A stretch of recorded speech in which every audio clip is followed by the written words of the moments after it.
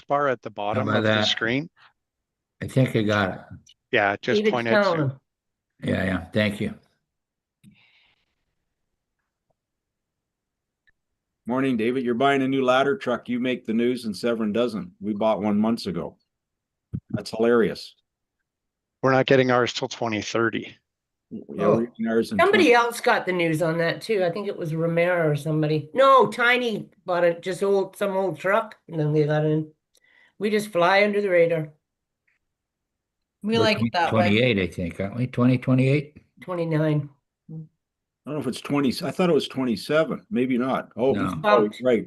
It was in the 28. report. Bumpers next year. Yeah. Bumpers 2027, aerial is January 2029. Morning, Chief. Morning. Thank you, Chief. Morning, Chief. All right, Morning. we're ready to go, Your Worship. Hey, good morning, everyone. I'd like to call the meeting to order, and we'll begin with our land acknowledgement. At the Township of Severn, we recognize the following land acknowledgement. We would like to begin by acknowledging that the land on which we gather and which the Township of Severn operates is part of the traditional territory of the Anishinaabe. For thousands of years, Indigenous peoples have been inhabiting and caring for this land. In particular, we acknowledge the territory of the Ojibwe or Chippewas peoples. The territory is covered by the Lake Simcoe Treaty 16 and the Jake Collins land purchase. We are grateful to have the opportunity to work on the land and by doing so, give our respect to its first inhabitants. Now sing our national anthem, please.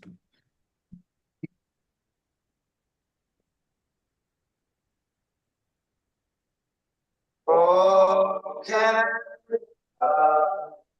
our home and native land, through faith to love, in all of us command. With glowing hearts we sing because the true North strong and free. From our vital Canada, we stand on guard for thee. God, keep our rock, glorious and free. Oh, Canada, we stand on guard for thee. Oh, Canada, we stand on guard for thee.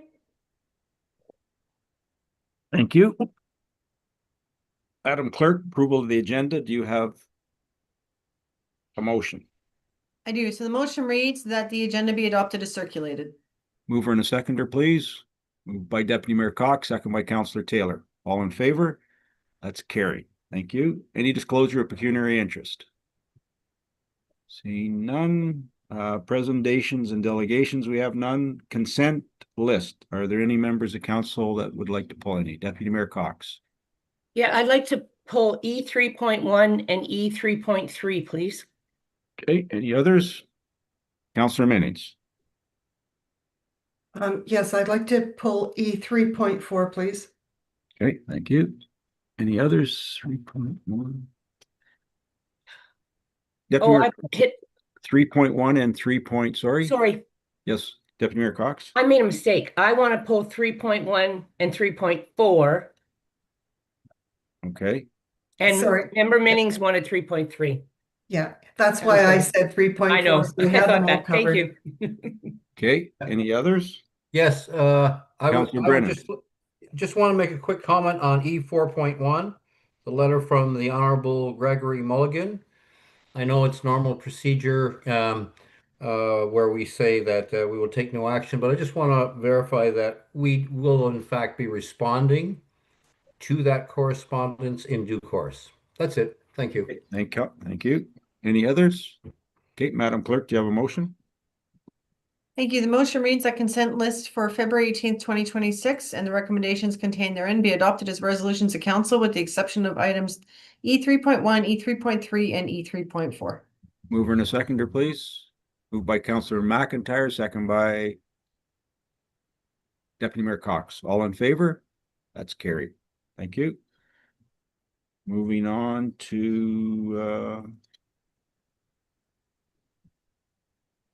we've The done- motion, we now have the motion to resolve into committee of the whole. Yes, So the motion reads that that council resolve into committee of the whole. mover and a seconder, please. Moved by Counselor Jansen, second by Counselor Taylor. All in favor? That's carried. I believe member Minnings or Councillor Minnings is.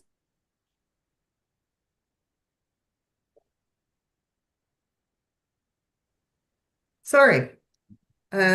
New set of hybrid COVID kind of talents to have to get this all coordinated. Thank you. Yes, committee of the whole. So we do have a presentation today, and I'm just going to go to my script to set the framework for that.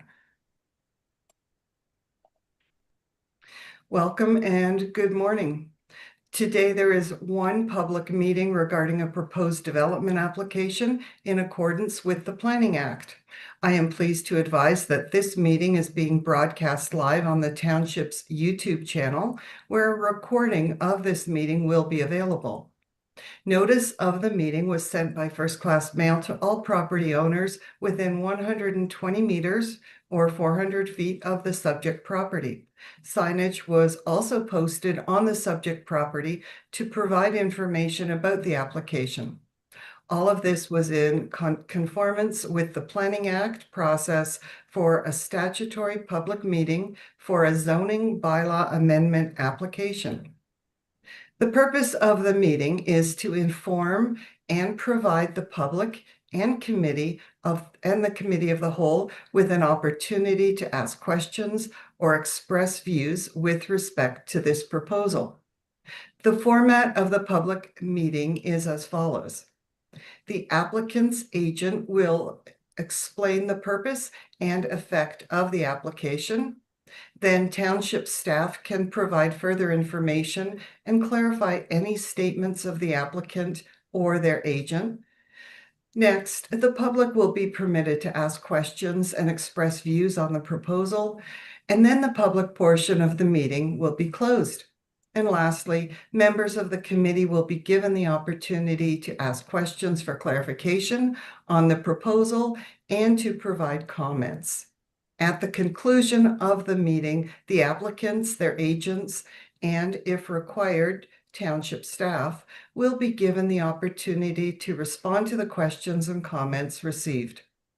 No decision will be made today at the public meeting on the proposed zoning bylaw amendment application.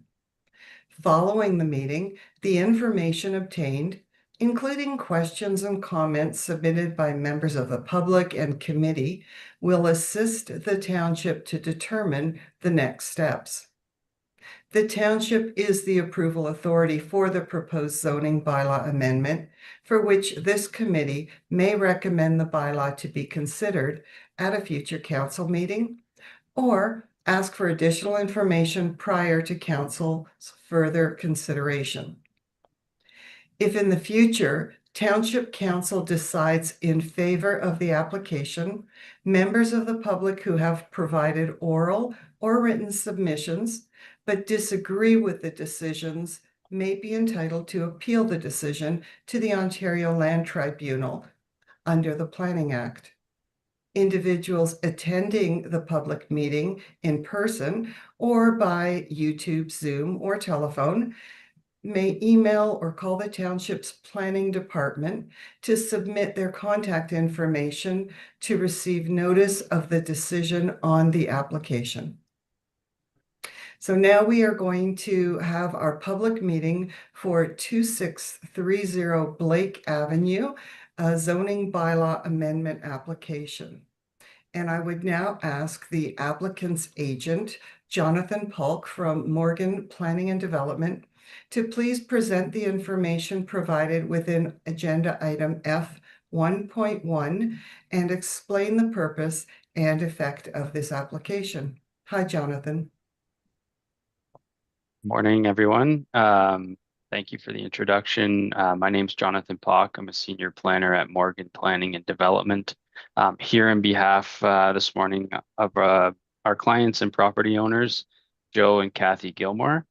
They're the owners of 2630 Blake Avenue, and I'm here on their behalf for zoning bylaw amendment Z2519. Can everyone see that screen okay before I continue? Okay. Thank you.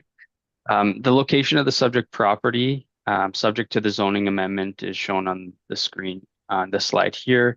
Just would like to draw your attention to the location of both Little Lake, but also the location of the Port Severn settlement area, as well as neighboring uses such as Christie's Mill, Raleigh Resort, as well as Starport Marina. This is an aerial image of the subject property. It is developed with a single detached dwelling, a boathouse, docking facilities, storage shed, and as well as a tennis / pickleball court. It is serviced by an existing septic and drilled well. This subject property does have about 100 meters of straight line frontage onto Little Lake, as well as a lot area of approximately 1.37 hectares. And as mentioned, it is developed with an existing shoreline residential use. The purpose of the zoning bylaw amendment is to rezone the subject property to a site-specific shoreline residential restricted access zone to facilitate the construction of a 2-story garage with an additional residential unit located in the upper story. The main floor of the structure would function as just a parking area for vehicles, and the additional residential unit would be located in the upper story and would include a kitchen, bathroom, living, and sleeping area.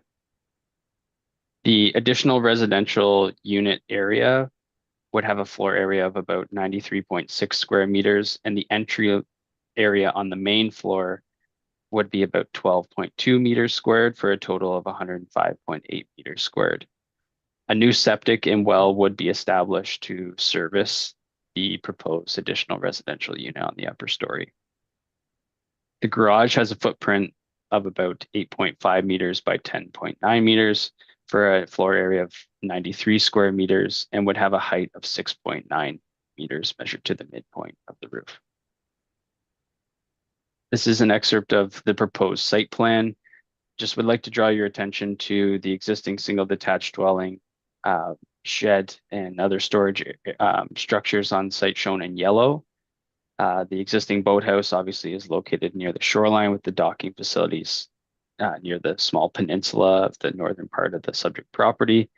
The tennis court, again, is shown in that large rectangular shape. And the proposed garage would be located to the west of the tennis court and south of the existing single detached dwelling shown in the brown hatching. The proposed septic area would be located to the rear of that proposed garage, and the existing septic is located behind the existing single detached dwelling. This is an excerpt of the proposed elevations of the proposed garage. Just would like to draw your attention. Obviously, there's the access to the main floor of the garage, which would be used for the storage of vehicles. And in the top right image, there is that man door on the side. That would be the entrance to the additional residential unit on the upper story, provided access from an internal stairwell. This is the general concept floor plan that would be established on the upper story. Again, there's a kitchen, living room, and sleeping facilities, as well as a washroom with the internal access of stairway.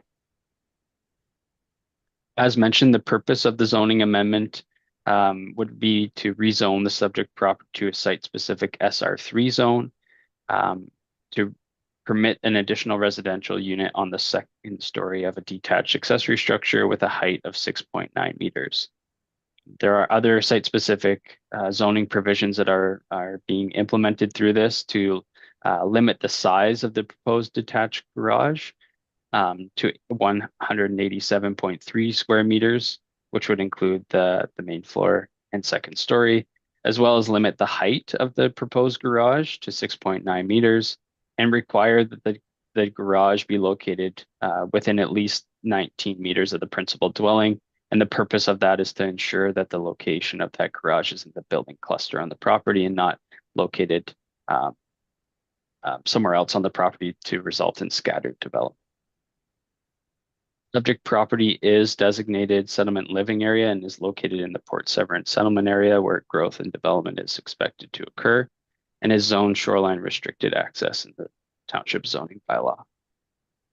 Included in our application submission was a full planning justification report evaluating the applicable planning policies and documents. And also included in our application submission was a few supporting studies. Firstly was a servicing options report. The purpose of that report was to demonstrate that private services could be accommodated on the subject lands, being a septic and a well. And the conclusions of that report was that there would be no negative impacts on groundwater quality, adjacent wells, and also the natural environment.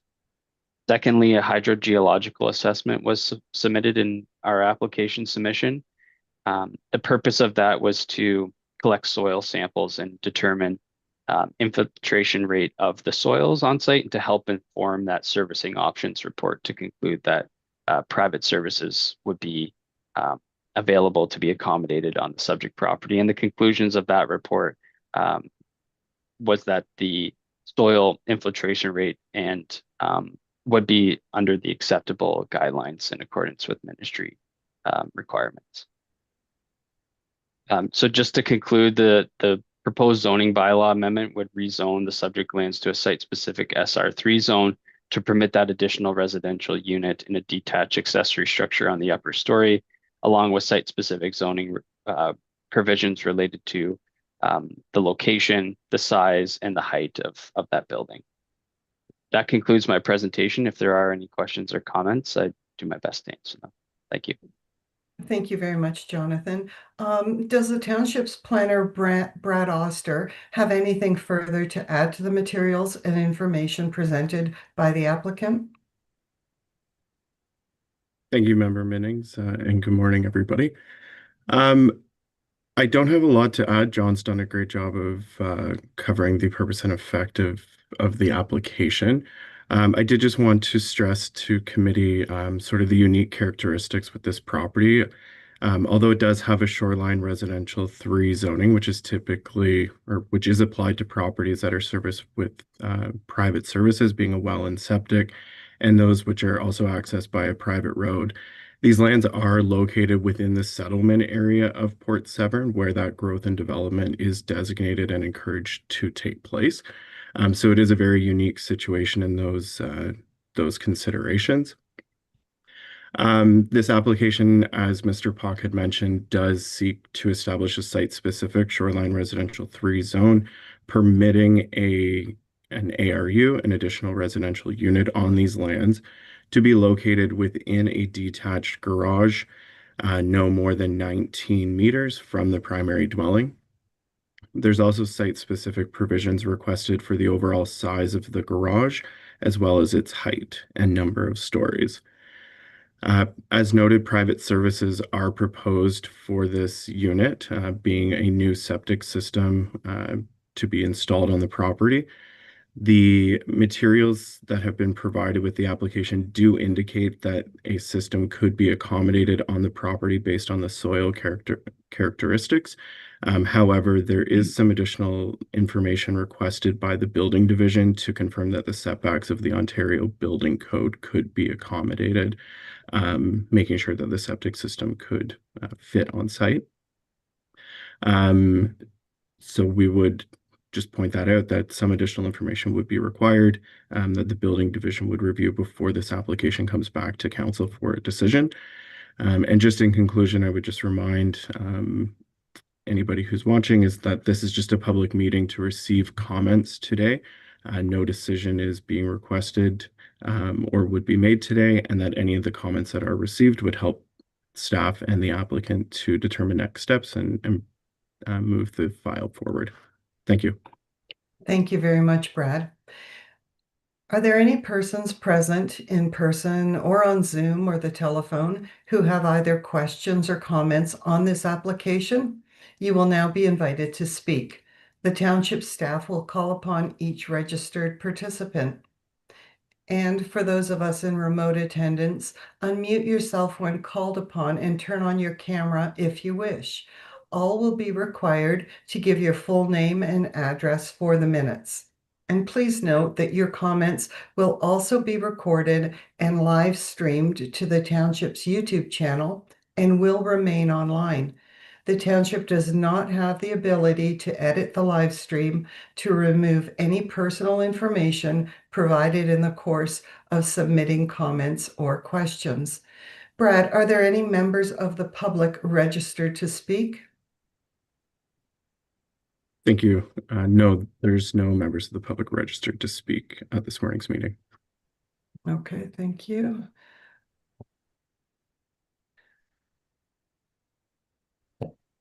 If there are any members of the public who are watching online who did not get called and who would like to speak, please unmute yourself now and give your name and address for the minutes. We'll pause in case there are any members of the public who would like to speak.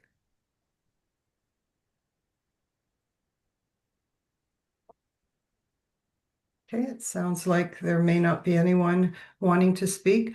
Could the township's planner please summarize any additional correspondence that may have been submitted on this application and provide any additional information? Thank you. The only additional correspondence received, aside from what was included in the staff report, were comments from the Severn Sound Environmental Association with respect to natural heritage. The comments noted that although Severn Sound Environmental Association did not have any site-specific natural heritage comments, they did just provide some very high-level general comments with respect to development along Severn Sound shorelines. The comments encourage property owners to practice good stewardship and implement best practices to preserve, protect, and enhance the natural shoreline and natural features. The comments did recommend minimizing hardened surfaces and maintaining or establishing a buffer of native plants. SSEA also provided some general resources related to natural shorelines, which township staff will share with the applicant. Okay, thank you. Mr. Polk, as the applicant's agent, do you wish to provide any further information on this application or in response to the correspondence? Thank you, Councillor Minnings. Just a few points, just with respect to those SSCA comments and the building division comments, like we would take those into consideration through, should the application be approved, we would implement those as necessary through the permitting process. I would just like to add that there's no proposed paving on site, that the owners wish to leave that as gravel, so those hardened surfaces would be minimized. And of course, the proposed septic system and drilled well would be, we've had individuals come to the site to assess those locations. We believe that what is shown on our site plan is fairly close to what would be submitted through a future permit application. Those are the best locations for servicing to be accommodated on site, given the outside of the bedrock outcropping areas and adjacency to existing services on site. So that's all of my comments I had on that. Thank you. Okay, thank you very much for that. Now I'll turn to the committee for any questions or comments that you may have.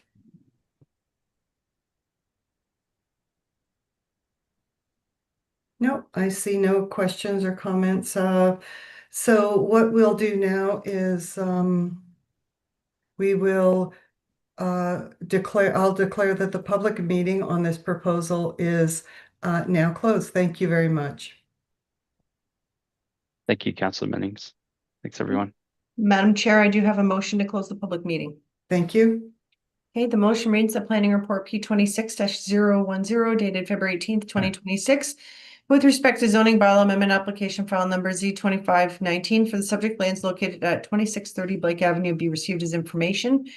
And further, that comments received at the public meeting be considered as part of any recommendation or report for a future council meeting. Thank you very much. Do I have a mover? Okay, moved by Councillor Taylor, seconded by Member Jansen. All in favor? And that's carried. Thank you very much.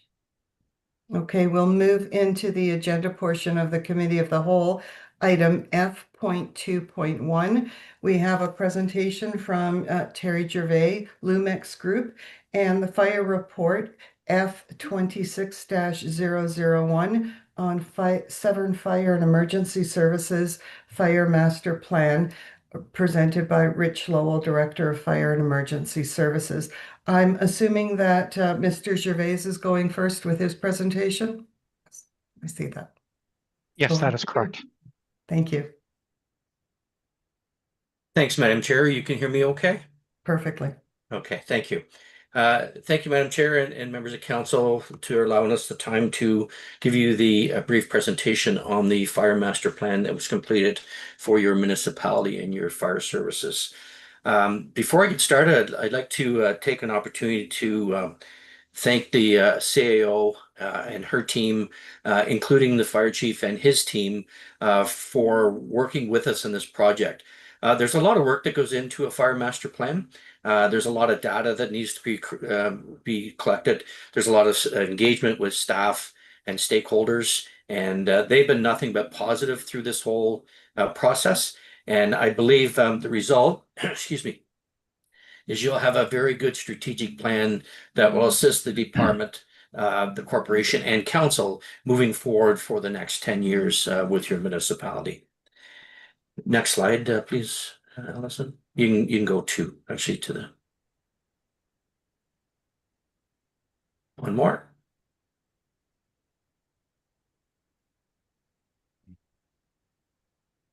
Thank you. So the guiding principles for the project that from the Lumex Group perspective is, what is the best fire protection services for the safety of the firefighters in Severn? What is the best fire protection for the safety of the residents in Severn? What is the most cost-effective fire protection services for Severn? What fire protection services will help Severn avoid unnecessary future costs? And let the facts guide the decisions and recommendations regarding the best practices. So one of the things that we do, and you'll see throughout the document, is we qualify or quantify our recommendations. And it could be because of legislation. It could because of best practices. It could be something that's happening, best practices in your municipality or the area around your municipality as well. Next slide, please, Elsa.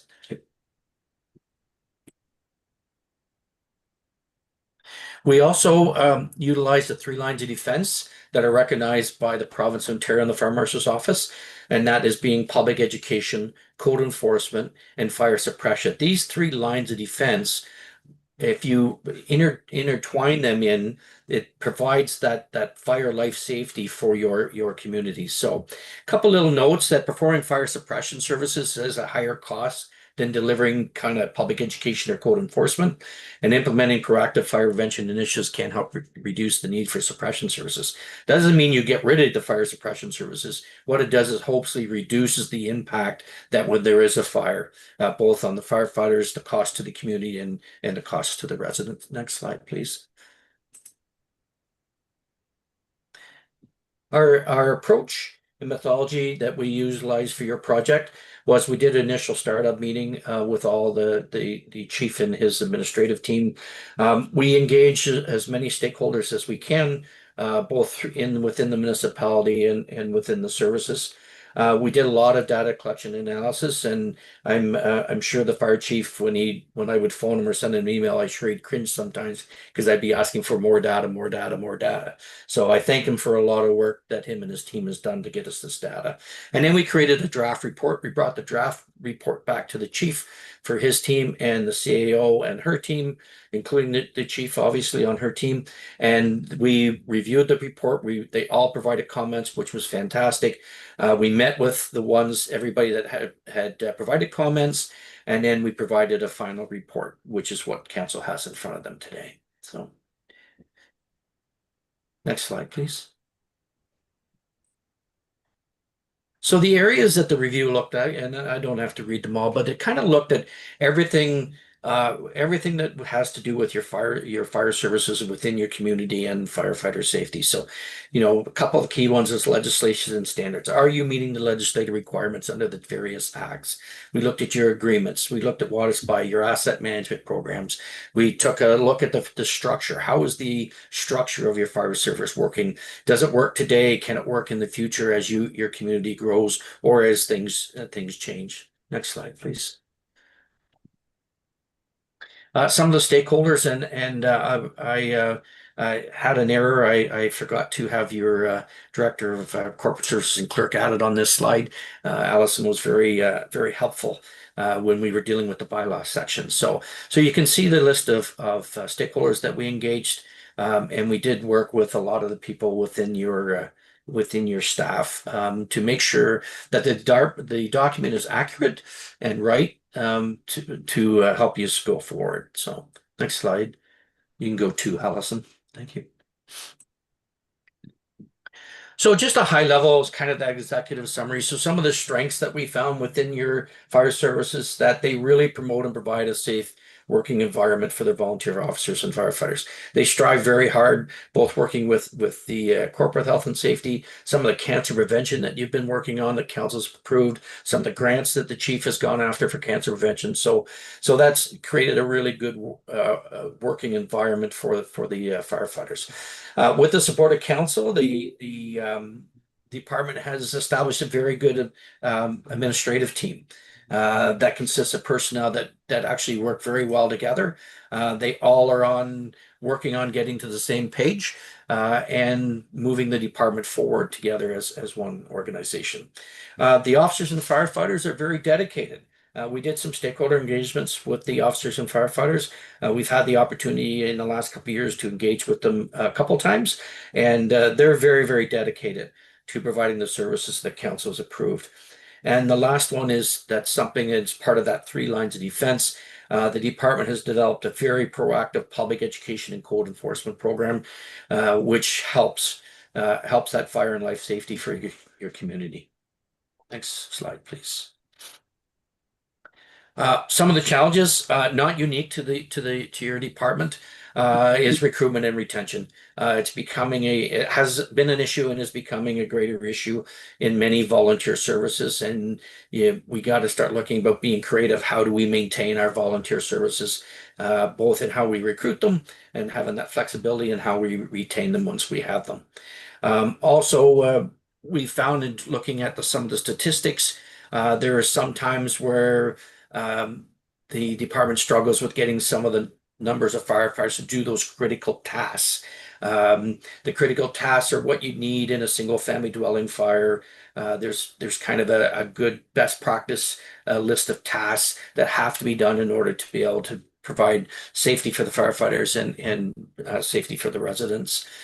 This is most common during the weekdays. Again, not unique to your municipality. It's something that has been and is kind of becoming a challenge with a lot of volunteer services. So one of the things, the last one that we found is the fire chief and the deputy chief, particularly because of the on-call system and the amount of work that's required in this day and age for the fire services, is finding that and structuring that work-life balance. I'm going to talk a little bit later on one of the recommendations, but that was another challenge that we determined was something that both the department and council should look at going forward to kind of help get that work-life balance a little bit better for the chief and the deputy chief.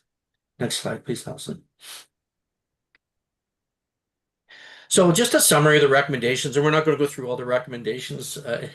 There's, in fairness to council, that's not time probably well spent for you. You got a big agenda today, but there is 52 recommendations, and that's not an abnormal amount. And if you remember that this is a 10-year strategic plan, so the recommendations don't mean it's got to be all done today. We've kind of set short-term, medium-term, and long-term recommendations, so stuff that can be worked on over this extended period of time.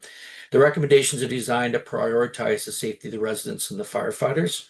And the recommendations are all within Severn's means to implement, and they include ways that for Severn to act cost-effective or cost avoidance in some cases where possible. Overall, the Fire Master Plan outlines strategies and resources to help council, Severn Fire Emergency Services provide the accurate level of service to the Severn community both now and in the coming years. And truly, we really wanted you to see what we think you're going to need over the next number of years. Next slide, please. So I just want to go through some of the key themes that we found and some of the high-level recommendations that in your Fire Master Plan. Next slide, Allison, please. So the first one is dealing with recruitment and retention. There are a couple of really key recommendations that we pulled out of the document that we'd like to review with council.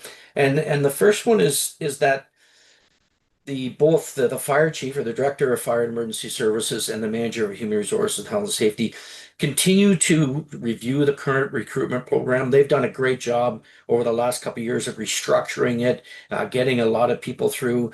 There is some challenges within the program from a human resources side, but that's stuff that can be worked on. But also looking at ways to be flexible within the program. Now with legislation, with the regulations for certification coming in, instead of annually recruiting, if you have people that are certified that moved into your community from another department, can you send them through the system faster to get them on the trucks faster without having to put them through the entire training program? So it's just looking at different ways, look at flexible ways to improve the recruiting. They're not doing anything wrong. It's just as we keep looking at recruiting and retaining, we got to kind of be more flexible or look at flexibility in order to move it forward. The second one is really a recommendation to kind of help drive some of this. And what we're suggesting here is that you develop the department develops a volunteer firefighter retention committee, which includes a volunteer officer and a firefighter from each station, and the chief, the manager of human resources and health and safety, and look at ways to better the recruitment and the retention programs within the department. Who better to kind of talk about how to retain volunteers than the volunteers themselves? So I think it's a really proactive step that the department can take to move forward both strategies and retention programs. Next slide, please. Health and safety, there was you'll see there's a number of recommendations in the health and safety. I want to just pull this one out. The Health and Safety Committee with adding your new health and safety coordinator with the department, getting a lot of training done with the committees. The committee has been restructured. So all this is really good and really proactive for your municipality. So one of the things that on the health and safety that I want to just highlight, with the support of council, the chief has done a great job on the cancer prevention and working with the committee as well too. A lot of equipment has been bought to help with cancer prevention. So what we're suggesting is that it just needs to be formalized. So go the next step, put it down into a policy so everybody can follow the policy. And really that guideline should just go right from the emergency scene. So when a gear is contaminated at an emergency scene, how do you deal with it there? How does it get back to the station? How does it get cleaned? How does it get serviced and put back into service type of idea? So this policy is just to kind of take that whole approach. In the old days, we just went to the call, we jumped in the fire trucks, and in reality, we're contaminating the fire trucks. Then we go home as volunteer firefighters, we go home and we contaminate our personal vehicles and quite possibly even our homes. So this policy, and they're working towards this, they're doing a lot of this stuff now. What we're suggesting to the director is just formalize it. Just make sure you put it down and then have everybody know that that's how you deal with it. Next slide, please. Excuse me. So on the prevention and public education, and like we said, both the training and the prevention programs are very proactive and they're working very hard to move both programs forward. But on the prevention piece, one of the things that we think that can help the department is forming a public education group. We bring people in, we put them on the trucks, but can we bring people in that can help with the prevention piece? can we get people that are, getting close to not being able to perform their suppression duties anymore, but really want to stay involved in the community? Can they be part of a prevention group? New recruits that are coming in, can they be part of a prevention group? So what we're suggesting is that the department should form this public education group that includes the officers and the firefighters who are interested in transitioning to performing suppression duties to public education. They still have a lot of knowledge. They know the community, and they can certainly talk about smoke alarms and family fire escapes, and then expand the group as you get going further down the road to looking at possibly recruiting people for a public education group. Next slide, please, Allison. Thank you.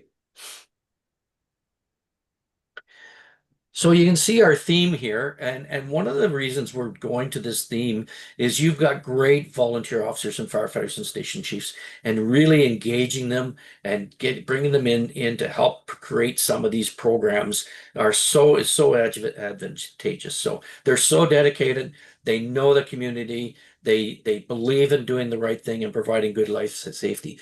So in training, we're doing something very similar. The deputy chief, in conjunction with the training officer, we're suggesting they establish a training committee that can help implement the programs. One of the things that we found that in the struggling with the training officer right now is he's trying to manage it all. So the training officer, he's developing the programs, he's implementing the programs, and a lot of times he's teaching the programs. So this committee, what we're suggesting, could help kind of design the programs. They could become some of the instructors. They can help, they know what their stations need, so they can help the training officer and support the training officer, and of course the deputy chief who's in charge of the training program. And then the other one is more along, this one really falls under health and safety as well too, and that's the officer development program. So under the Act, the Health Safety Act, there's the legislation about competent supervisor. Well, the fire service isn't exempted from that act. So it's important that as we promote people into officers or supervisory positions, even if they are volunteer firefighters, it's important that we train them. So yes, they're going to have their officer training through the certifications, but we really need to kind of branch it out so they get some health and safety training, they get some conflict resolution training, whatever the case might be. So this recommendation is talking about the deputy chief and the training officer developing and formalizing. So they're doing some stuff now. It's good stuff. Just formalize it and maybe expand it a little bit to ensure that they have enough qualified officers or potential officers. And the key to doing that is not waiting until they promote the officer. Start training people before, so that when they get into the officers' positions, they're already trained in those extra things other than just fighting the fires. So next slide, please. So one of the challenges that we had was looking at historical response data. You had a records management system that the department is using that was kind of tracking the response data and putting in the standard incident reporting for the province. As I'm sure no council's aware, they have implemented a new system that will work in hand with your corporate system as well too. But right now, there's not enough good historical data for the department to kind of make these decisions. So one of the things that we're recommending under response is that the chief should use historical data to identify any gaps in your effective response force. So how you respond to incidents. So he's going to take a few years to do this because you just can't do it on a couple months data. They need to start tracking how many people are on the scene. How long does it take for those people to get on the scene? How many people are leaving in the trucks? So, but in order to do that, they need good responsible data. And it's going to take a few years for the chief to do that. So that's what this recommendation is about. Once he has a good period of data, then he can start making decisions to bring to the chief administrator officer kind of any gaps that are there and possibilities of how to fill some of the gaps. Next slide, please. So the fire department structure. So before we go into the recommendations, this is probably, like I said, this was one of the challenges. One of the things that we found as we were working with the fire department administration team is they're a cohesive unit, but they're all doing kind of because of the workload and the structure, they're all kind of working more down into the task and the tactical level, if you will. So they're actually kind of doing a lot of the hands-on stuff. The other thing is that they're not able to, because of the workload, is getting into more of the corporate stuff. So the fire chief doing his CMC duties or working more with the chief administration officer and her team. The other part that we found is the on-call system for both the chief and the deputy, and not an unusual on-call system. I worked in my career myself, but it is very, very it's tough on your senior leaders, and it promotes them for sometimes leaving the position or going to another position that hasn't got that same on-call system. So currently, if you read in the report, they're on call for 26 weeks of the year. There's two of them, two senior people that can be responsible. You need those two people there for liability reasons for your municipality. Not on every call, obviously, but on some significant. The volunteers need them for support. So what we're suggesting with this first recommendation is we looked and we think that you have that right currently, you have that right number of administrative people or in that team.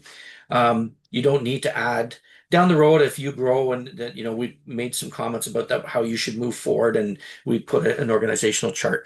But today, so we looked at how can we help both the chief and the deputy get the chief to a higher strategic level, still accomplish all the tactical and the task levels that need to be done, as well as give them that work-life balance or assist in that work-life balance.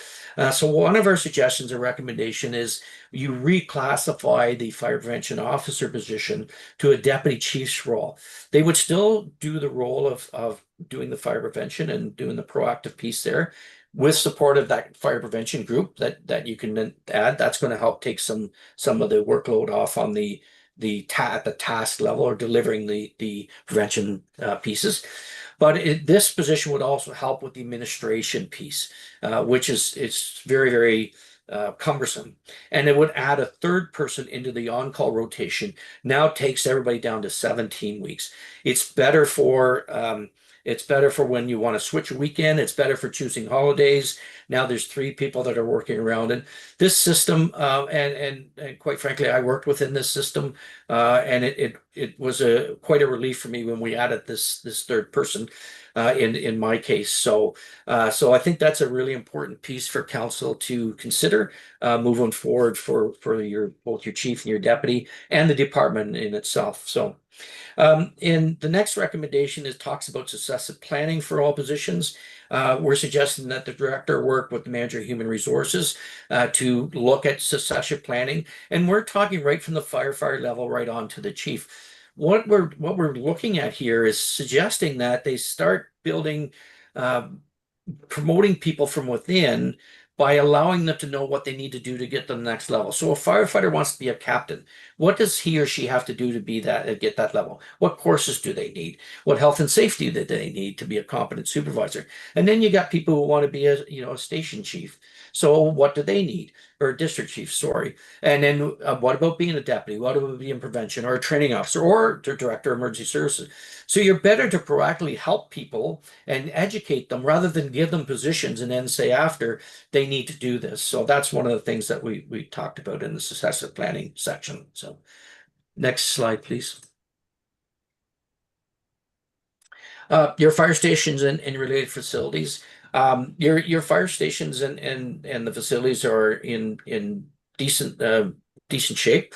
One of the things that in this recommendation is covering off is that the director of the fire and emergency services fire chief develop a long-term strategic plan that includes budget considerations and recommendations regarding the most practical way of extending the life cycle of each station. We all know how expensive it is to build a station. Your community built one not that long ago. So what we're suggesting here is the chief to kind of do a strategic plan. He may need some resources, some expertise in mechanical engineering or whatever the case might be, but to do a detailed strategic plan for council to say, okay, this station can last another, and I'm just picking a number, another 20 years if we put a new furnace in, if we put a roof on, if we do this, do this, do this. Because the longer you can extend these facilities by doing, renovations or, possibly doing yearly maintenance on them, the better it's going to be. If they're functioning well for you, and if they're providing areas of safety within the building, then it's probably in your best interest to invest in them, to extend that life cycle rather than having to redo them completely. So next slide, please.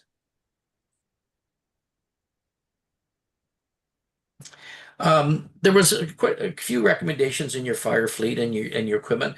One of the ones I'd like to point out to council is, as we all know, you have a lot of non-hydrant protected areas. So of course, in those areas, you need water to fight those fires. So you have great large tankers, which a lot of municipalities don't have or are moving towards that. So you've done that part, you've moved ahead. What we're suggesting as you move forward is put a pump on those tankers. And that pump can have a minimum gallons per minute it can pump. There's a lot of advantages. When they're doing their tanker shuttle, they can pump off to the pumper, for example, to provide the water. They can be used as a fill-in if the pumper is out of service for some reason. They're coming back from another call, a second call. You now have a pump. You can put fire hose on it. So you've got the truck, the right size of the truck. What we're suggesting moving forward is put a pump on those, not on those trucks, but as you start replacing those tankers, is make sure they have a pump on them. So that's my last slide. So, Madam Chair, that's my presentation, and of course, I will take any questions that yourself or council would have. Thank you very much, Terry. Allison, I'm going to turn to you. Do we go directly to Director Lowell's report, or shall we pause here for questions on this presentation? I think if there's any questions directly related to the presentation, it would be appropriate to ask them, but the chief might want to add a few comments before we get into that. So okay, thank you. Chief, I'll give you that opportunity. Okay. So good morning, council. So yeah, we worked hard with Terry and his group at the Lumex group over the last year. Again, a lot with input from each of you. So very pleased with the overall results from the Fire Master Plan. The 52 recommendations, 52 may sound like a large number, but I believe they're all doable, let's say, in that time frame. And there are a lot that we've already sort of implemented or got bits and pieces of documents that we're already putting together based on it. So again, there's a lot to do sort of in that first 5-year range, but we're due for it. We need that review and that, I'll say, overhaul of our system. And that's what we've been working on basically for the last 2 years now. So a couple other highlights in there. Again, is looking at our effective response force by adding in our specific fire specific system that will work in conjunction with our Laserfish system here, but to build some better data that we can pull up a lot faster, or it will be a lot more accurate rather than going back through paper forms. Sort of what we've done, it was what we had to do in the past. So again, we're overall very happy with it. I don't know if there's anything I can really add on top of Terry's presentation there. If you're looking through the report or continue to look through the report after today, where we got a lot of feedback from town staff and firefighters or from the rest of the firefighter leadership team is under the context section. I just wanted to talk about that. So the context portion talks about best practice, and I think Terry had referred to this right at the start. Context is what best practice is right now in the province of Ontario. And a lot of it is actually expands outside Ontario and into Canada and even into the US with you hear the NFPA standards. So so that portion of it, the context, like I said, is best practice or some stuff that we're already doing in that. But sort of take a look through it. And if there's more questions down the road after today's meeting, I'm more than happy to talk to you about them. I think that's all that I can add right now. So thank you very much. I'll turn to the committee for any questions or comments. Okay, we'll go to Deputy Mayor Cox and then Mayor Burkett. Thank you very much. Very good. This was excellent. I saw a lot of good ideas. There's just a few questions I have. I guess I may be confused, but I thought we had, because on page, well, it's 57 on the, anyway, it's about contracts with neighboring municipalities or agreements or handshakes. I thought we had one with Aurelia for their aerial, and we would supply pump or tanker for them for some of their areas that weren't covered by hydrants. That might be a chief question. So we do have agreements, and a lot of them I'll say are probably the, as we say, the old handshake style, Yeah. and that's part of what we looked at as we were going through here. And we realistically, I'll say, with everybody that our community directly touches, so including in the Gravenhurst, Georgian Bay, Muskoka Lakes, we need to look at all of our agreements and rehash them. So, Okay. and yeah, we have had Aurelia here, and we have sent our tankers down. If I think back, probably the last biggest call, we sent a pumper down to the Peter Street fire Right. that Aurelia had. So we're doing this, I'll say, with Aurelia, with specific to Oro, Medonte, Gravenhurst. The end of last year, we were up there area for 2 wildfires. So yeah, we need to look at them again and just formalize them. And I can say from attending the county chiefs meetings that again, Tay, Romero, all our neighbors want to rehash these and just come up with some I'll say updated wording. Yeah. Well, I'm only thinking of this because our aerial isn't coming till 2029. But I Right. think with mutual aid, we can work together on that. That's just my concern because of we have downtown Coldwater, we have West Shore now with a lot of houses close and townhouses. Okay, that's fine. So the other one I was questioning was your not questioning, the better radio coverage. Yes. So is that, I'm sorry, but I'm not, does that mean we need new towers or better radio communication? Like where are we short on that? And I might as well ask you at the same time. I was concerned when I saw on the one page 182, the poor cell phone coverages at all halls. Like, anyway, those are things I know that we're trying to work as a township to get better coverage for all our residents. But I was just concerned because I don't like the idea that, you've got firefighters with poor radio communication. Right. So yeah, so part of that's been addressed even in I'll say the 2025 capital. So we're working on a way right now. So we operate off of 2 radio towers. Right. So there's one out in Coldwater on Anderson Line, and the other one that Station 1 and 2 run off of in Artria. Okay. But they're 2 separate sites. So what we have to do, so if Station 3 in Coldwater is coming into Station 1 and 2's area, they start on their tower and then have to Okay. switch to the other one sort of halfway through. We have that meandering invisible line through the municipality, and then vice versa the other way. So we're in the process. The equipment's just finishing being installed to link the 2 radio towers. So this is part 1 of a couple of updates. So part 1 is when they now key their microphone, the radio will go pick the closest tower. Okay. So rather than missing a tower and not getting a signal out.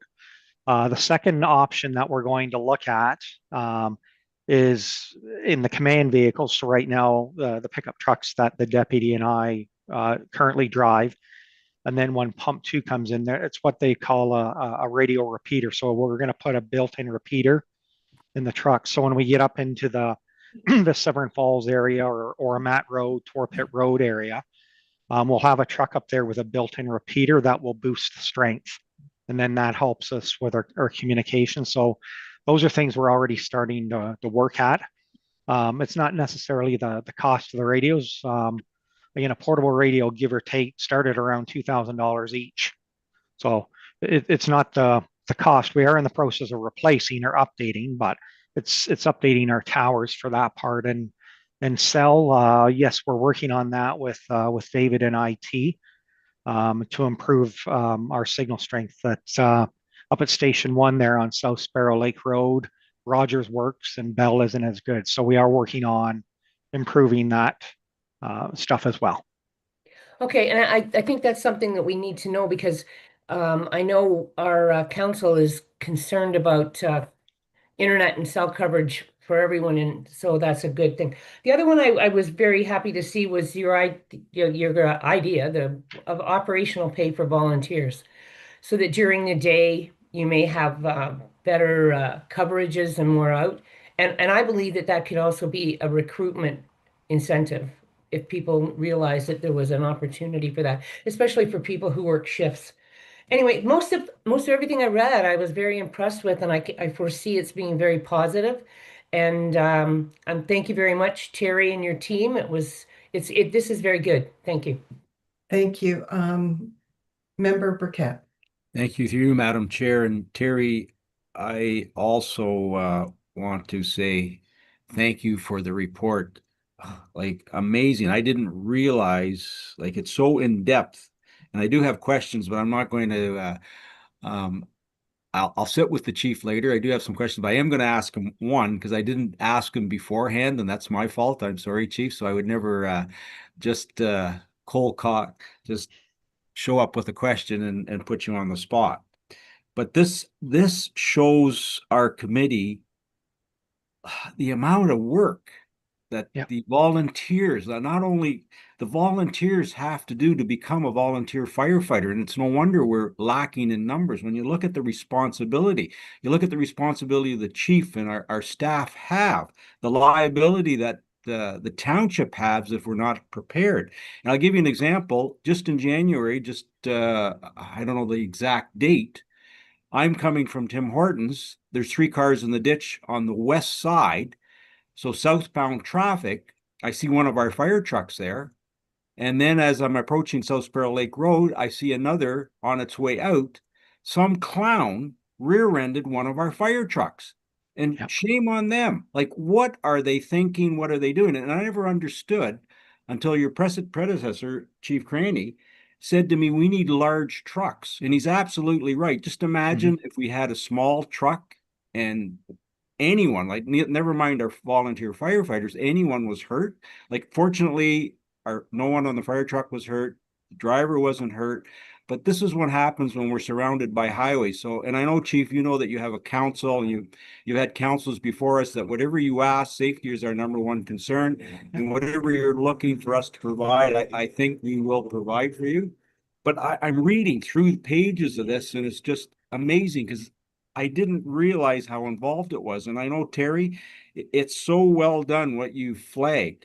But I look at recruitment and I look at what a volunteer, the struggles they may have at home, telling their families that they want to volunteer for the fire department.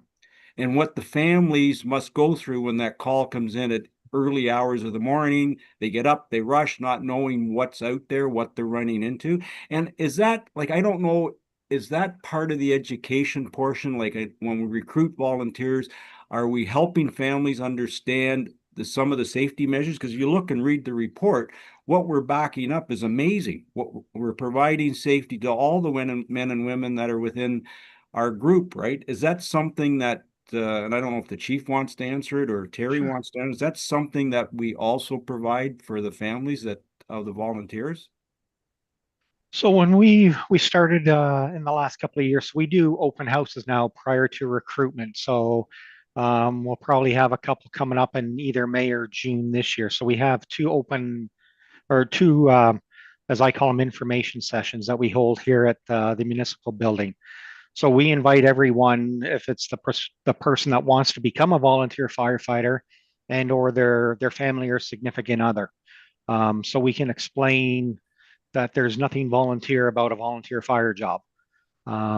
Because again, what's required under health and safety, that again, we have to prove that they're competent to fight fires, to do what they're doing. So we invite their family in. The other thing is as they join us as recruits, what we've started to do on the mental wellness side specifically. So because of the traumatic mental stress that's in emergency services throughout the world, So we have a program called the Working Mind.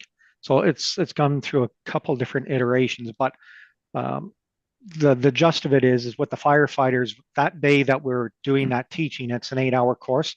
We have them invite family members. So last year, a couple of the girls, I think, actually brought their dads in. Others are bringing their significant others in with them. So, because they're probably going to see the change in a person if they've been affected by a call. So we're trying to integrate that whole family piece. And then the other thing we try to do to recognize the families is the last couple years of service pins that again council has been at. We've done like the skating with them, and then last year we did the pony rides out at the one place. So we're trying to integrate that whole family piece and thank them for letting us steal their loved ones for a few hours at a time. Thank you. Thank you for that. Through you, Madam Chair, if I just may ask one more question. Terry, I did read on page 101, residential sprinkler systems, and I understand that portion, but because we live in a rural community, our wells do you know, like our wells, do they have sufficient capacity to provide that if that was ever to become law? Through you, Madam Chair, that's a great question, Your Worship.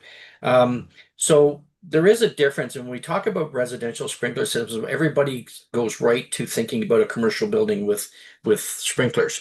So the gallons per minute, the water supply they need is fairly large. In residential sprinklers, it's not. It's truly the act or the law is designed for residential with less water capacity. Excuse me. So a lot of the wells, not all wells, but a lot of wells, depending on what kind of water that you have in your communities, will sustain or will support a residential sprinkler system for whatever period of time, that half-hour time, to allow people to at least get it out of their house. So it won't happen everywhere, but we'd be remiss as a company not recommend residential sprinklers. We see what happened in the vulnerable communities years ago when it finally we got that into place, and certainly there was a tragic event not far from your community. So that's why we recommend them. And yes, you can do them on wells depending on the gallons per minute out of your well. And then one other part about residential sprinklers that's starting to come to light, if I may, is the sprinkler systems that now can be utilized during wildland protection. So in areas where you got that urban or urban rural interface, is having sprinkler systems that can be put on the outside of your building to protect it from a wildland fire. So it's something that I think. It's not legislation in our province, it's legislation in other provinces and in certainly other states, but it's something we want to make council aware of so that as it starts coming up, that they have that understanding. Thank you. Just one other question, Madam Chair, if I may, through you. On page 96, the Alarm for Life program, Terry, could you just maybe elaborate a little bit more? Because I do and I don't understand it. Just what you mean by that, please. The Alarm for Life program, you're talking about the smoke alarm and CO alarm programs. Okay. Yeah. So yeah, it is legislative to what degree, but your department is doing a proactive on the Alarm for Life, and that's what it is. It's Okay. making sure that residential have smoke alarm and CO alarms. Sorry, And of course, that part. That's okay. Sorry. And with the new legislation in January that has changed in our province on adding more CO detectors in your homes. So that's what that program's talking about. Thank you. This was a great report. So much information, so much to take in. So well done. And I know that our chief and our whole staff weighed in on it. So thank you very much to each and every one of you for keeping us all safe. Thank you. Thank you. Any other questions from committee members? No, I have a couple questions. First of all, yeah, I too appreciate all of the efficiencies, the recommendations, and just the professionalism in being part of this entire process and review. I know a lot of work went into it, and it's evident in the report. And I'm really proud of us having that and having something for the 10 years. One of my questions is, I need to understand the recommendation of the prevention officer and the deputy fire chief. Are you, are we recommending an additional position that we don't have here? No, we're not. Through you, Madam Chair, no, that's not the recommendation. The recommendation is to take the current staff and realign it, reorganization, the current staff that you have. Now, notwithstanding that, if the municipality grows down the road, because remember, this is a 10-year strategic plan, we actually left a part that could help you down the road, whatever the time frame might be. But right now, what we're suggesting is reorganizing within the group that you have. It's not a new position. Thank you very much. And then my other question is, just from my own personal understanding, at what point does a township or a municipality, a city, go from a volunteer-based fire department to a staffed one? I'm not clear on what that tipping point is. So there's no real science. There's nothing that says if you're a municipality of X number of people, or that you should do that. So there's a lot of factors that go into it. And one of the recommendations asking the chief to do that historical data and to look at those detailed on, if you have a single family dwelling fire, how many people are you getting out? How long are they getting there? So those are the kind of decisions then you make. So you make it on your needs and circumstances of your community, as well as your risks in your community. So, depending on if all of a sudden a municipality did a lot of, they call vertical intensification. So you started putting in, a lot of apartment buildings or in that kind of that condensed dwelling, then you need to look at that. But it really goes on how your department's functioning for those types of calls during the day, at nighttime, weekends, whatever the case might be. So there's no science. I couldn't say to you, when you hit 10,000 people, you need to have this, because it doesn't work that way. It also depends on how you recruit and retain. If you can keep retaining volunteers and recruiting volunteers and put your efforts into that, invest into that part, because that's a cheaper way to go than having to go to the other route, right? So really look at it, that investment at that level. And if you have enough population growth and enough places that can get the volunteers to the station, your station strategically placed, that helps. So as long as you're performing those critical tasks and making an effective response force, you can retain a volunteer service for a very, very long time. Thank you. And then just from what you mentioned about, for example, an apartment building. So if there was an area in a municipality that, let's say, it had apartment buildings or sort of that really condensed resident population, is it possible that a municipality or a city could run a volunteer fire department in some areas where it was more rural, but yet have a fully staffed one in an area where there's more concentration? It is, and it does happen in our province. One thing to be conscious of, remember, is also when new construction happens, like an apartment building. I knew as soon as I said apartment building, I might have opened a can of worms, but in an apartment building, they are built under new today's construction. So they are sprinklered, they have fire stops, so that kind of idea doesn't necessarily create. But I think the path that we've laid out for council is, before you get there, if you support the chief down the road in bringing in, if he's light on a long weekend, for example, support funding that he can bring a crew in to staff the station on a long weekend, or support during the week on the days that they are light. I think that's a great interim step. To answer your original question, yes, it's it happens in a lot of places where it's called a composite department, where you can have career department firefighters and volunteers. I don't think you're there yet. I think there's a lot of steps that you can do in between in order before you get to that, because that's a very costly venture for your municipality. Okay, thank you very much. I'll ask the clerk for a motion, please.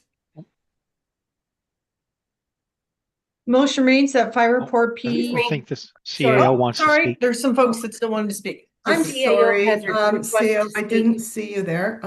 I will ask you Thank you. My Thank you through apologies. the chair. I just wanted to wrap up by thanking Terry and the Lumex team and the fire department. They did an amazing job, and our senior team went through it, I think, with a fine-tooth comb and asked Terry to make a lot of changes to make it Severn focused, and they didn't get too fussed by that. They spent a lot of time making the revisions so that we got to the great product that we have today. So thanks for being patient with us, Terry. I think we got to a great end. Thank you very much. I appreciate those comments. And yes, I think committee absolutely reflects them. Okay, for our motion. Okay, motion reads that fire report F-2601 dated February 18th, 2026 regarding Severn Fire and Emergency Services Fire Master Plan FMP be received, and that the Severn Fire and Emergency Services SFES Fire Master Plan for 2026-2035 attaches Appendix 1 be approved, and that council take into consideration the recommendations outlined in the Fire Master Plan when considering future operating capital budgets. Okay, may I have a mover, please? Moved by member McIntyre, seconded by member Jansen. All in favor? And carried. Thank you very much. Thank you both. The next item on our agenda, I'm just going to look to you. Are we taking a break or going to the next item? I'm fine to keep going if council is. So Yes, let's do it. Okay. thanks. Next item is item F 2.2, the administration report A26-010, special events held on municipal owned properties. And I would ask our economic development officer, Becky Burden, to please present. Good morning, Council. Through the chair, just wanted to provide a bit of a summary on this report. With this report,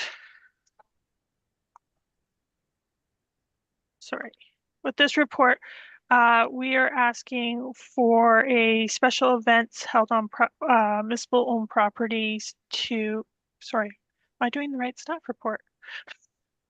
I grabbed the wrong one. Sorry. No, you're right. We're on the special event property. Sorry. For special events, so currently special events are becoming more popular, and the number of visitors that we are seeing in the township is growing. Township staff, we have been working directly with special event organizers regularly for the last few years to try to support their events and help them to grow. Currently, the township doesn't have any special event policies, procedures, or bylaws, and we are seeing an increase in the requests and the number of asks from our special event organizers. What we are hoping to achieve through the staff report is support from council to undertake a process for special events to standardize the process for getting special events approved. Also, having the answers that our special event organizers are looking for, creating standardized answers so that all of our events are run smoothly, staff can have standardized quick responses, and our event organizers, who are all volunteers, can facilitate their events smoothly. So thank you to the chair. Okay, over to the clerk, Allison. Thank you. So we're basically asking council to tell staff what level of service you would like us to provide to our community groups. I do want to emphasize that some of the requests we're getting, and in particular in the last couple of years, are starting to get really outside the range of what traditionally the municipality has been requested to do. Stuff like storage of or street sweeping, acting as like the individuals to move the equipment.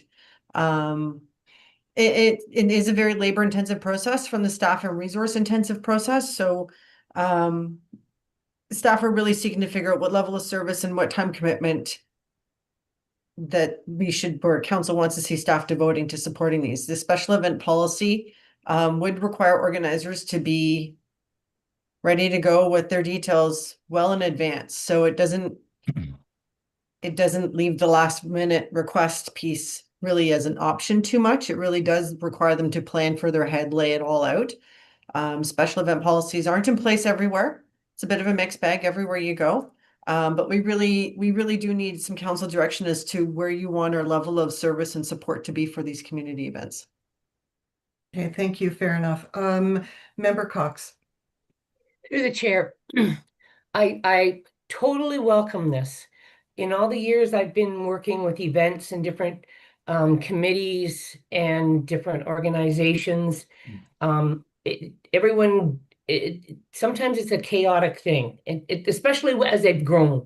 I guess what I'm saying is this is very much needed. We need a policy that clearly states what everyone's supposed to do, who does what, where things go, because I have actually had phone calls or been called, like, where are the garbage cans? Well, that's not our responsibility. Or where do we do this? Or what do we do with that? And so I just think, and I've always said, I think if groups would do their events and be fine with it, as long as they have a clear policy on what they're supposed to do.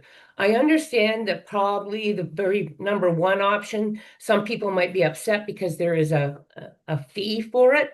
I'm not sure what the fee would be, if it's something high or low, but I like number one, and I like part of number two. And I don't know that maybe we should continue as is and just give them that opportunity with a special web page so that they know what's going on and see how that works. But I do really feel that every organization needs this to know what to do and to get all their requests in, what they need to put out, and speak to the people they need to speak to, not at the last minute. Thank you. Okay, thank you very much. We're going to go to Member Jansen and then Member McIntyre, please.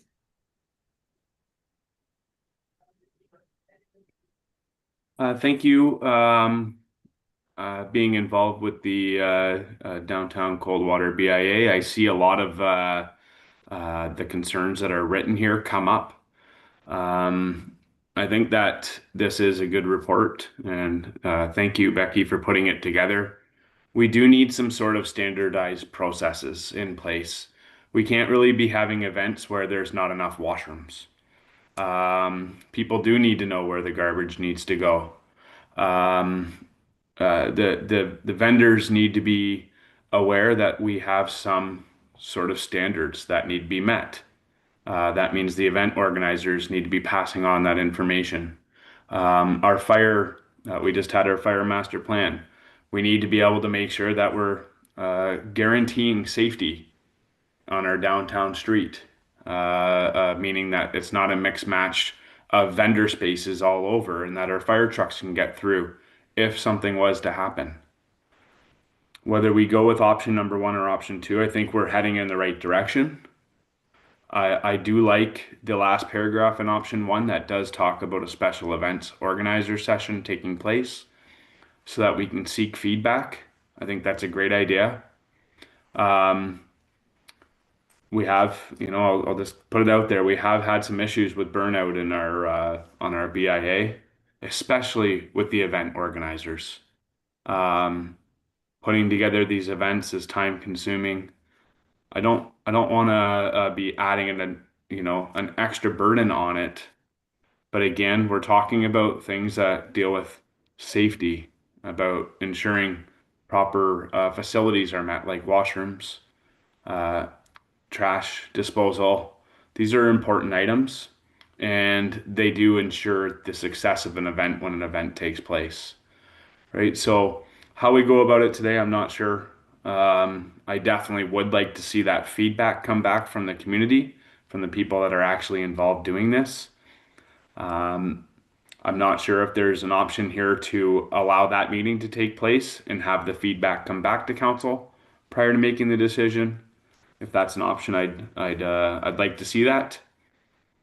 If not, I guess I'll leave it up to the rest of council here, but I would like to see something in place, and I think that's the idea that you've brought forward here in this report. So thank you. Thank you. I'll go to Allison, please, for a response. Thank you. Yeah, so if council decided to go with option one at this point, it's basically telling staff to undertake that process set out in that last paragraph. to have the meeting with the community groups, draft up a draft so they can actually see what this would look like. And then meet with them, get their comments, questions, concerns, might lead to changes, probably going to lead to changes in what the final policy, and then we would report back to council. So at the end of the day, this is still going to come back to council with any feedback and such received, which is where we'd come probably with a draft application. We'd know what the application fee was going to be, all those unknown questions at this point, but staff didn't want to invest too much time into figuring out what a fee would be and all those pieces, and if council was adamantly against doing a policy. So if council were to opt for option 1 today, it's basically telling us to undertake the process that's in that 3rd paragraph. So create a draft policy, meet with the community groups, get their feedback, find out from them where they think there may even be gaps in the draft policy that need to be addressed. And then come back to council for final direction and approval. It does mean that the 2026 events will essentially operate as usual or has happened in the past, because this policy won't be done in time to cover off our summer and fall events, which are well into planning at this point already for a lot of those organizers. So I just wanted to make that clear, like we're not gonna, even if it were to be approved in fall, because of the lead time on planning, we would want to make sure that we don't actually bring it into effect until January. So all those community groups have time to know about it, get organized, and have some lead time to find out the appropriate information. Okay, thank you very much. Member McIntyre, oh, sorry, Member Jansen, did you have a follow-up?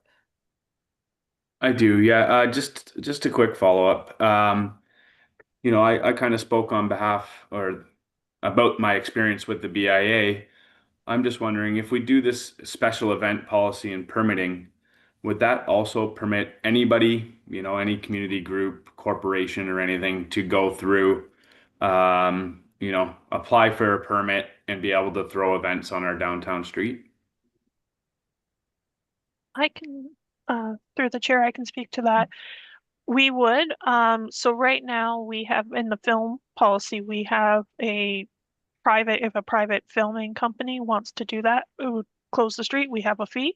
We would also then add the permitting into that. That would say if a private for-profit company wants to, within that, especially related to Washego and to Coldwater, because businesses are affected, we would require sign off from either in Coldwater from the BIA, and from Washego, I would want to put in something in there to say that, a majority of the businesses, 60% of the businesses in Washego agree to close the street for an event. Okay, and then just one more follow-up. If someone was hosting an event at the Match Hall or the community center, would they also need to be going through a permitting process to have their special event? Through the chair, as the Majadash, I believe we have a contract with their board. I don't think we would interfere with how their board operates. So that would be how I think we would interact with that committee. That's actually a good discussion that we could take back internally and discuss in more detail. If I can, through Madam Chair, the only part of that might be impacted might be if the parking were to overflow onto the road. Same for Lake St. George, right? So because of limited parking in that location, it is again operated by Hall Board.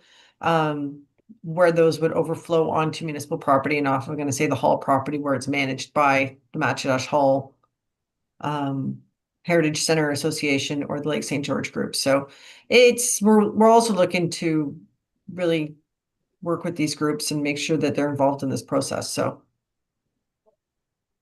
Okay, thank you very much. Member McIntyre. Thank you through the chair to Becky. I'm glad that in the last conversation you just spoke with Member Jansen about Washego. There's no mention of Washego anywhere in your report. Not being picky, it's just that we do have a lot of events in Washego. They're not.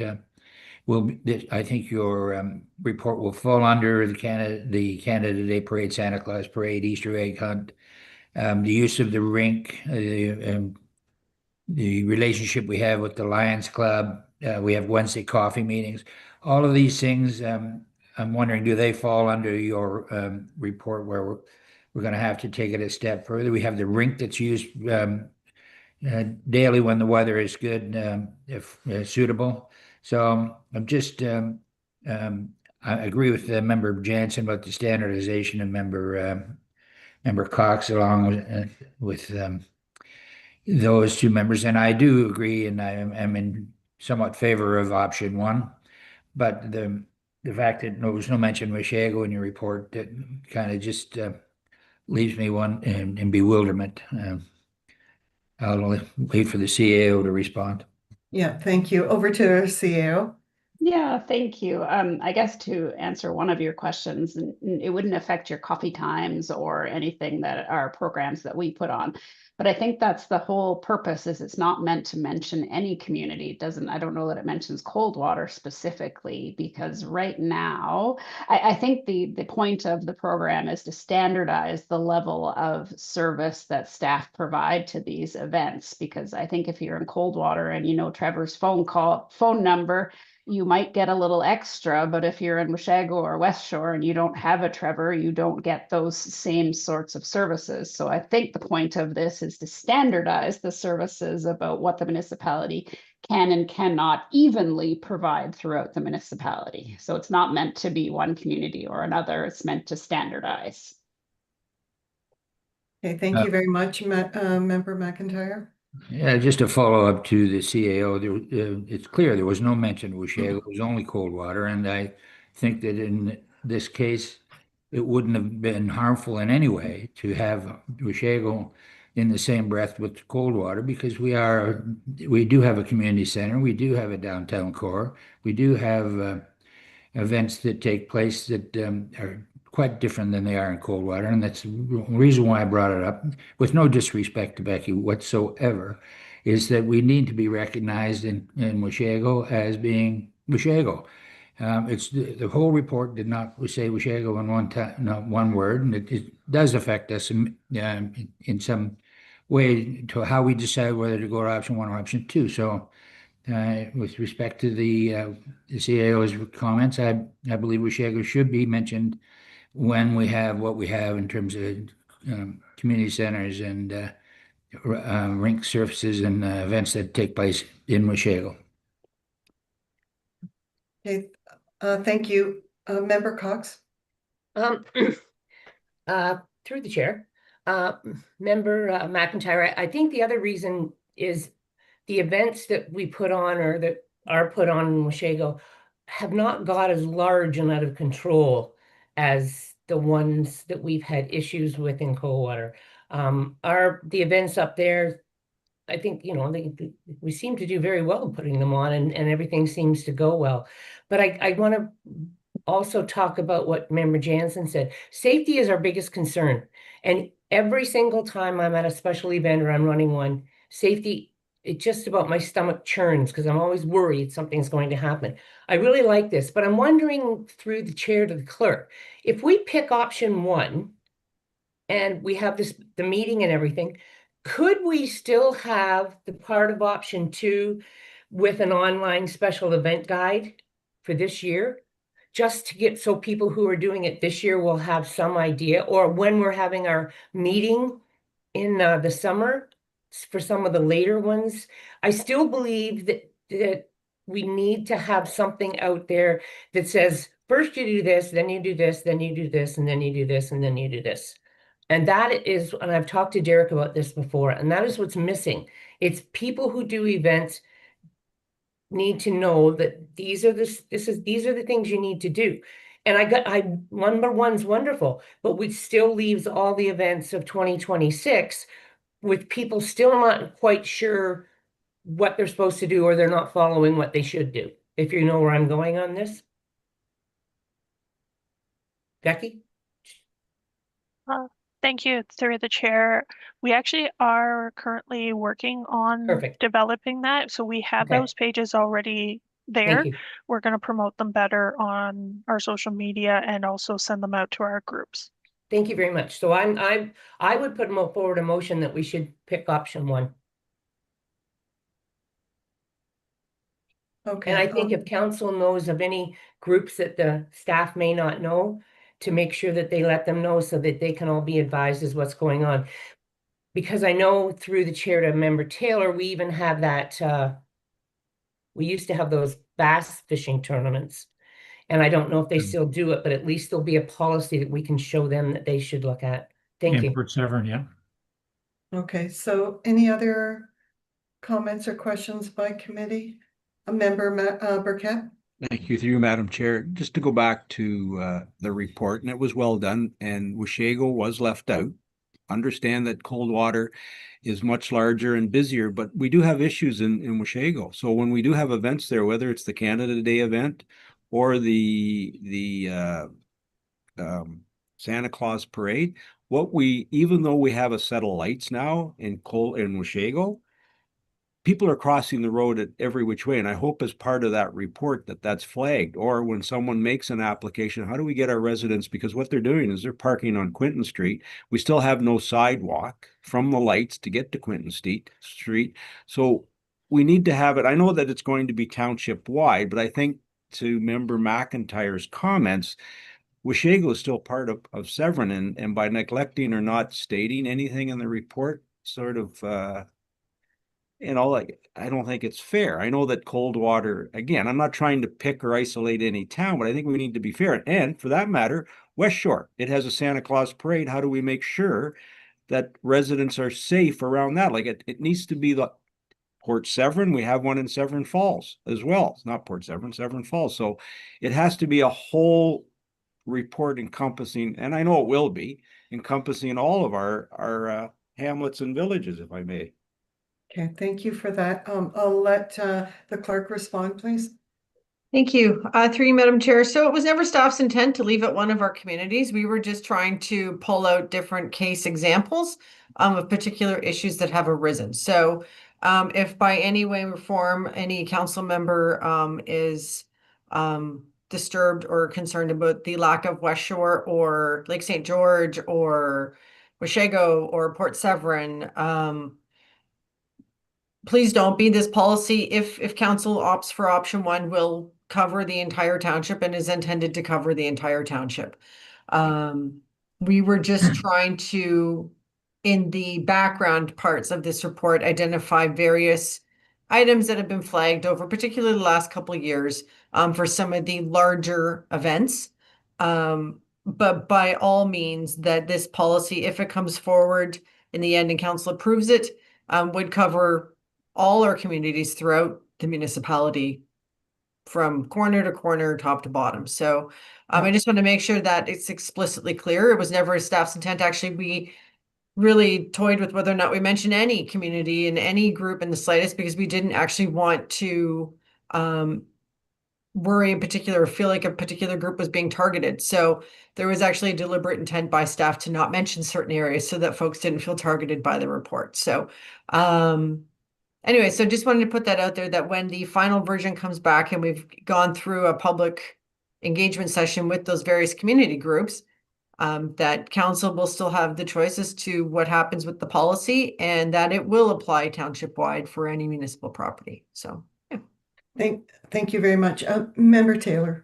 Yeah, through the chair, thanks, Councillor Jansen, for bringing up the Match Ash Hall. We have events there all the time, and we've never ever bothered township staff. So it's nice to be. Don't forget us, but I don't think we need too much expertise there. And we handle weddings, funerals, celebration of life, and all that stuff. And we're happy with the way things are. And if I can, Madam Chair, following up on that, it might be that for those groups that do have like operating agreements with the municipality, that there's a bit of a section that deals with those groups separate from the general mandate of the policy, but that'll be part of the policy that's drafted, that's given to all the groups to receive their feedback on. Thanks. Thank you, Member Burkett. Thank you, through Madam Chair. Not to dwell on this, but Allison, as part of that report, what I've seen in Washego, especially at the Santa Claus parade, because of the narrow section where the floats come around, I've watched children. So I think as part of that report, when someone applies for a special permit, like there's going to have to be, like, we're going to have to be careful, because even if they go up through our community center, there are kids running everywhere, and you've got trucks and trailers, and there hasn't been an accident yet.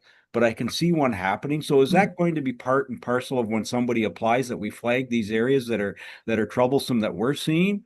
Like every time I see a float come around, there's kids almost right under the wheels. Like I don't know how they haven't been hit. Yeah. Through you, Madam Chair, just to respond back to something. So these are the pieces of feedback that we're hoping to fold into a draft policy. If council, today we're looking for council's direction as to whether or not you'd like us to just explore the possibility of a policy to set some standards and how they would be dealt with. If council is interested in the policy, then the motion for today would be to proceed with option 1. And then staff will look at all of these aspects, including the piece that you just spoke to, Mayor Burkett. And then bring that all back in a final report with a draft policy with all the nitty gritty and the pieces for council to actually have a full look at. And if council still wants, after we've done all those pieces, still wants to ask for further revisions, staff are always happy to take those pieces back and look at them further. So I think we're getting into the nitty gritty when we don't know if council wants the policy yet. Okay, thank you. Thank you very much. So I agree with everything that was said, and I'm really happy to see that we're going to have a policy come forward. I'm looking forward to that as someone who organized an event, the Santa Parade in West Shore, before I ever thought of being on council. It would have been really helpful to know about road permission, just permissions in general. It's one thing to have a bunch of community members come forward and we want to hold an event, but that's the limit of our expertise. And there are more sophisticated events, 100%, that have been going on for a long time and have, over 10,000 people. But I think the safety, Member Cox mentioned it, that's the #1 priority. And we don't know what we don't know. So to that end, 100%, whether you're going to scale it for different events, that might have 100 people or might have 10,000 people, I'll leave that to you in the next iteration or perhaps the first draft of a full policy. The one thing I would ask, in my view, a lot of events come through the grants. And I would like to see a way that you cross-reference or marry that, because if someone's going to ask for an event, a grant for our Easter egg hunt in one of our municipal parks, I think it would be incumbent on the township at that point, either in the grant application or somewhere, to say, if you're applying for this grant, be aware that these are the requirements that you'll need to operate under too. So I would marry those, because they often events often come from grants. I can speak to that to the chair. In the last a couple of communities I've worked in the past, what we've actually done is held the money until we've received at least a first initial permit application. They can go back and they can, we make edits with them and we would work with them if there was things, but we at least get that first application in before we actually disperse any funds. So that's something we can look at in the policy if that is what council decides to move forward with. Thank you. Awesome. Okay, so do we have a motion? Yes, so based on the conversation, the motion would read that Administration Report A26-010 dated February 18th, 2026 regarding special events held on municipally owned properties be received, and further that staff proceed with option 1. Thank you. And Member Burkett. Thank you, through Madam Chair. Is Member McIntyre still with us? I don't see him on the screen. He left us for a minute, but he just rejoined. Okay. Yeah, and Member Taylor's not on screen. Oh, yes, I don't see Member Taylor as well. So someone just had their sign up, sorry. Appreciate it. Thank you. Oh, Okay. Councillor Member Brennan. I had my hand up to for the motion. Oh, I see. Okay, thank you. Can we wait for Member Taylor to be back? Yes. Although we have quorum now. With the storm, people may be having Wi-Fi issues, would be my guess. Yeah. It is snowing pretty hard here where I am right now. Is it really? Well, we haven't got anything. Madam I'm getting Chair. I'm getting signals that my Wi-Fi is unstable right now. Yeah. Okay, thanks for Madam letting us Chair, know. can we just make sure that So Member Taylor has a vote, or can you hear us, Member Taylor, or no? He has dropped off the meeting. yeah, and So- we have quorum, so I We think do we have might go quorum, ahead so I with the mean, the, vote. Okay, Yeah. that's, I was kicked right out of it. I had to restart the whole thing. Okay, maybe you could read the motion again Sure. for us, and then we'll call for the movers. sure. So the motion reads that Administration Report A26-010 dated February 18th, 2026 regarding special events held on municipally owned properties be received. And further that staff proceed with option 1. Thank you. Do I have a mover? A move by Member Cox, seconded by Member Brennan. All in favor? Carried. Thank you very much.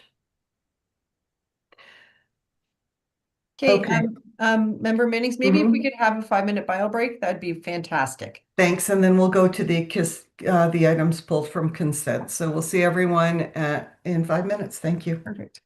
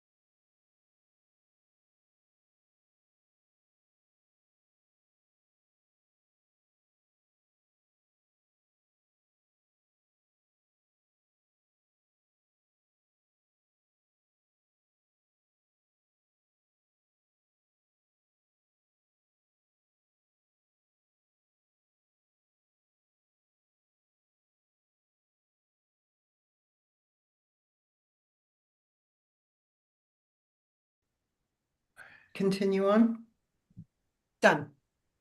Thank you very much. Okay, we're back. So we are going to go next to 3 items that were pulled from the consent agenda, and then a fourth one that member Brennan wanted to speak to. So we'll start with item E 3.1. It's Public Works Report W23-002.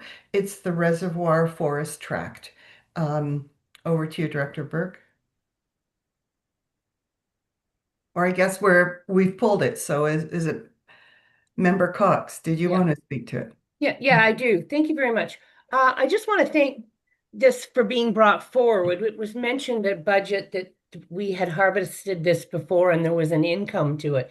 So I'm glad it came forward because I think that it has put a light on this, like starred this item, this piece of property, that we need to ensure that this property of approximately 300 acres of forest is protected, preserves, and remains a township property. I spoke to the clerk earlier and gave her my concerns. We can do a forest management plan that would help preserve the forest, and we can still harvest it and get the income from it. I also spoke to our senior planner, Katie Mandeville, because I had looked up a few things on what happens to pieces of property that Ontario municipalities own and they want to protect the forest under. So there were very many different things. There was regulatory bylaws, strategic management plans, which is a forest management. There was zoning and land designation, and there was stewardship, and there was also a heritage type. So if Miss Mandeville is here, there she is. I would like her to explain what she did to me, how we could put this in our official plan. This forest would be totally protected. So 15 years from now, someone can't go say, oh, we need something, or we would like to sell this without a lot of policies and procedures. So if Ms. Vandal would go over that, I would be very pleased. Thank you. Okay, over to you, Ms. Mandeville. Thank you. Good morning, committee.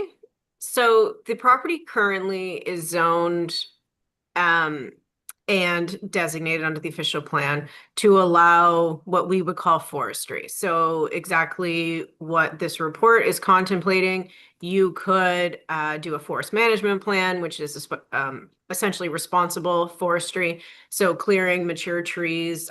Forestry is a renewable resource, so you're not completely degrading the property. We're not talking about clear cutting the property. However, what I think Member Cox is talking about is perhaps placing the property in some sort of zone and or official plan designation to protect the property for long term. So of course, council in the future could, in 20 years from now, change the official plan designation and revert it back to something that perhaps could be developed or used for a different purpose. However, this council, if they so choose, could change the designation. Right now it's designated greenlands, which is very common in our municipality for parcels of property that are primarily treed. It is also zoned greenlands. So again, those forestry uses are permitted, but if council wanted to look at somehow adding additional protections to this property, that could be done through changing the designation. We have in our new official plan, a designation called community uses, which includes all our public service facilities. So mostly all the public land, which is our trails and our public facilities, has that designation. So that would make it more evident that it's a township owned resource and that we're trying to preserve that for municipal purposes for the long term. Of course, the future council could try and change that. But council could direct staff to try to investigate placing this under a different designation to make it more clear that it's a township owned resource, if you will. That is something perhaps through the official plan update we could look at doing. As council is aware, part of our official plan has not been approved by the county. So we are working with the county on some non-decision items. So we could perhaps tie some other updates in with the official plan, similar to how we do housekeeping amendments for the zoning bylaw. We might be able to do kind of a housekeeping amendment to the official plan in the future. So this is something we could kind of bookmark to look at if that's what council wishes. And supplemental, Katie, you said that if we did put that designation on it, if a council and the designation hadn't changed, decided they wanted to sell it, it would have to have amendment and a public meetings so that everybody would know what was going on if there was something. So it still is protected in a way. Yes, through the chair back to Councillor or Member Cox, I guess in this case. That's correct. So in order to change an official plan designation, whether it's our property or private individual's property, you do have to have a public meeting. So as again, we could do this in the future as kind of an update to the OP through a public meeting, through a kind of a housekeeping. And then a future council would also then have to have a public meeting in order to change that back, or they could change it back through part of, say, a new official plan, but that would still be subject at this point in time to public process. Hard to say in the future. Thank you very much. I just want everyone to be clear and our residents to be clear that it's nothing against the county. I just think that we've owned this property since what I found out was in 1909, a reservoir up on the hill where the water was started, and that's what fed the water to Coldwater. So we have owned this beautiful piece of property for all these years, and it is ours, and I think it's a special heritage, that land is important, and I really don't want it to go out of our ownership, and we promise to be good stewards and look after it. Thank you. Thank you, Member Cox. I'll go to Allison for comment. Oh, Thank you. Similar, and council may be aware or may recall that we currently have it in our sale of land policy that we don't sell road allowances leading to water. So we can also update our sale of land policy to include that we would not sell this piece of land. That can probably be done a little faster than updates to our official plan, as I'm sure that's still a work in progress by our planning department. But if council was worrying about timing, then we could update that policy relatively quickly. okay, thank you. Member Taylor? Yeah, isn't it just as simple? I agree with Member Cox, but just keep it in our ownership, leave it simple. It's council that'll decide to sell or not sell, and leave it the way it is. We don't want to spend any more money and time in this. That's our property. We had it since 1909, and let's keep it and just leave it. We don't want to sell or transfer it to the county. Let's leave it in our ownership and move on. That's my thought. Member Brennan, you have your hand up. Okay, over to you. Yeah, thank you. Yeah, I need a minute or two here to provide some context around this. I had I had to do a lot of thinking about this proposal, and I think people need to look at it within the context of things. What is recommended normally in terms of an agreement forest entry under what I would call normal circumstances would be a really good thing. But, and here's my but. So, first of all, understand the agreement forest situation. So, way back in the 1870s, we had destroyed much of Simcoe County. It was basically a wasteland. And so they brought back in the year 1920, legislation was brought in, and extensive areas of Simcoe County, like Angus, Ore Lake, Anton Mills area, they were deserts, virtual deserts created because of inappropriate farming practices and our goal of prosperity back in the 1800s. So these forests were created, and for the sake of transparency, I was once the forest manager for York Regional Agreement Forest, so I do have a bias. I also managed that property for a profit for the years that I was managing it. So these are valuable, and that's just money. There's more to it. So in essence, by 1850s, these agreement forests, these wastelands were primarily dealt with, and we continue to buy land. And I just don't want to denigrate the agreement forest program for Simcoe County. Basically, in 2022, Simcoe County was declared the forest capital of Canada by the Canadian Institute of Forestry. They have done a fabulous job with the forest tracts that are out there, and there's many all across Ontario. not just municipalities, but there's counties, townships, conservation authorities, one federal agency, and at least one private corporation that are under the auspices of this Forestry Act legislation. So the Agreement Forest story is a fabulous story, and I'm proud that we have them here. The problem we have, and I have with this proposal today, is that these are not normal times. And I worry, like agreement forests are set aside for forestry purposes. Katie mentioned that. She didn't define it. They're defined in legislation to be for wood production, wildlife habitat, flood protection, and recreational use. So they're pretty versatile sites.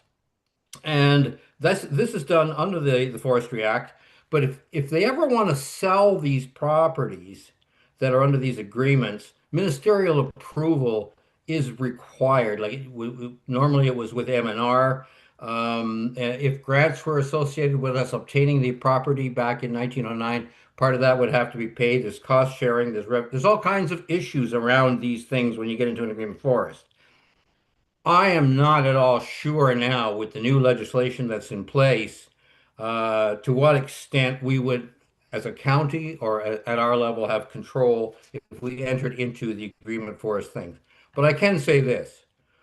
I am extremely concerned with any situation where we reduce our power over the property. When you see what's done with the spa in Toronto, the Science Center, the Green Belt, economic zoning legislation, and of course the big push against conservation authorities right now to sell their lands off supposedly for affordable homes, which we don't build in Ontario. I would worry immensely about getting into this agreement in the sense of selling the property. We can enter into an agreement, as has been mentioned by the deputy, through agreements with Simcoe County. They're fabulous forest managers. They know what they're doing.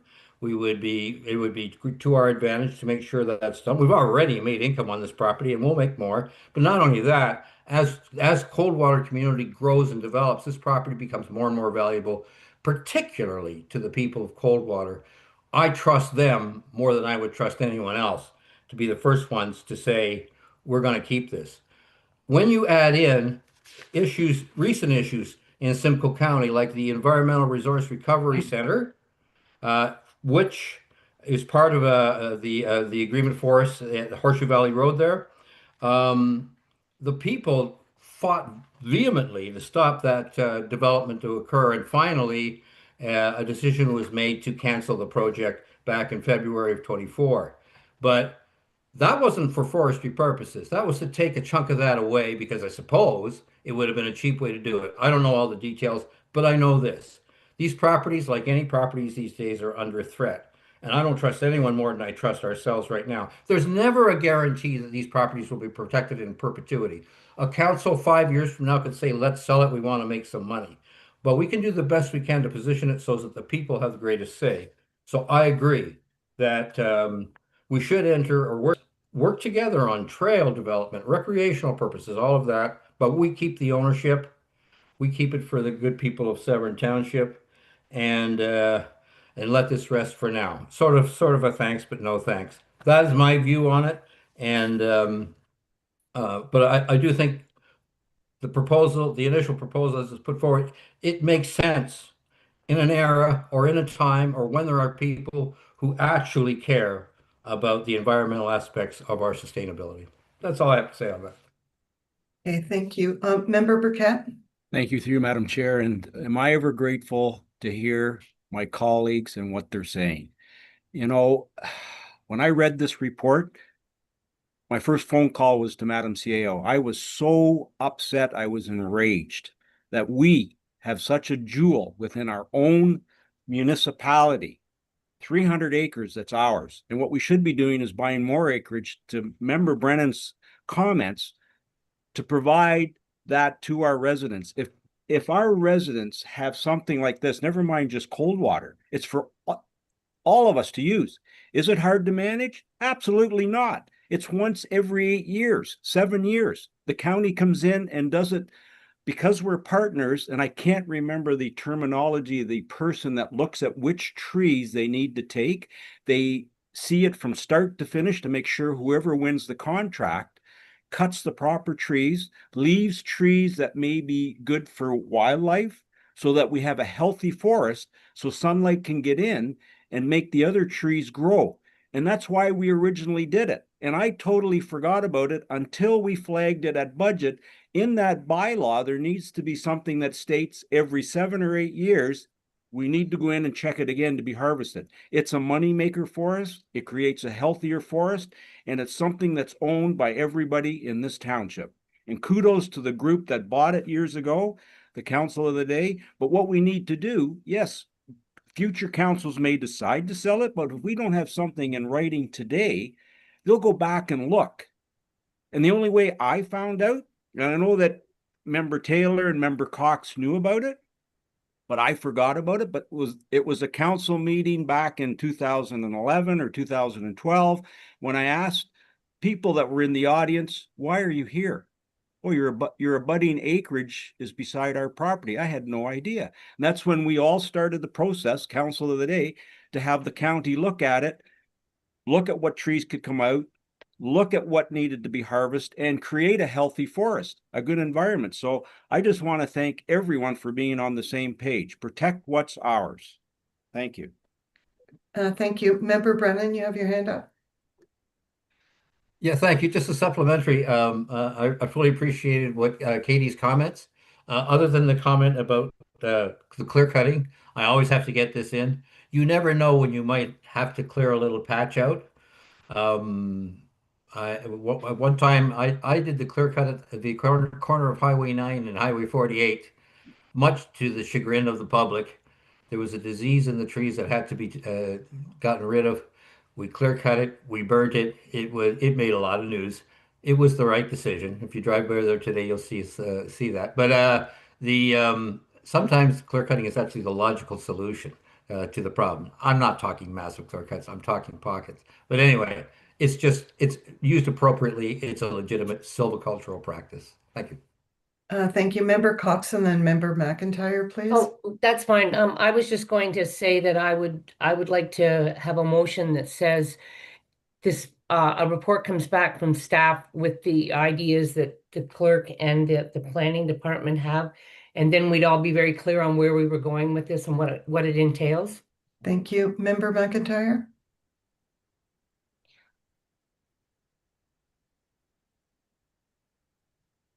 Member McIntyre, you can also just hold your space bar down if you're having tricks with the. You're on mute. If to unmute yourself, you can just hold your space bar down. No. How about now? There you go. Okay, thank you. Challenged. I'm in agreement with the mayor and I guess just about everybody here. I believe that we should retain the ownership of this land. It's not costing us anything. We own it. The proximity to Coldwater is what strikes me is that who knows in 10, 20 years what's going to happen. That may be a developable property that some developer comes in and gives us an inordinate amount of money for. And the fact that we could harvest it, we got $80,000 in 2014. The last time I believe it was harvested, and 300 acres. I just don't like to see us pass along to anybody an asset of that kind. That's my view on it. I think we should retain it. Thank you. Allison, Tara Clerk. Thank you. So based on the discussion, staff have a draft updated motion for council. Thank you. Can I just make a comment before you read that? I too am in total agreement. However, my question is this the only forest tract that we may want updated in the official plan at this time?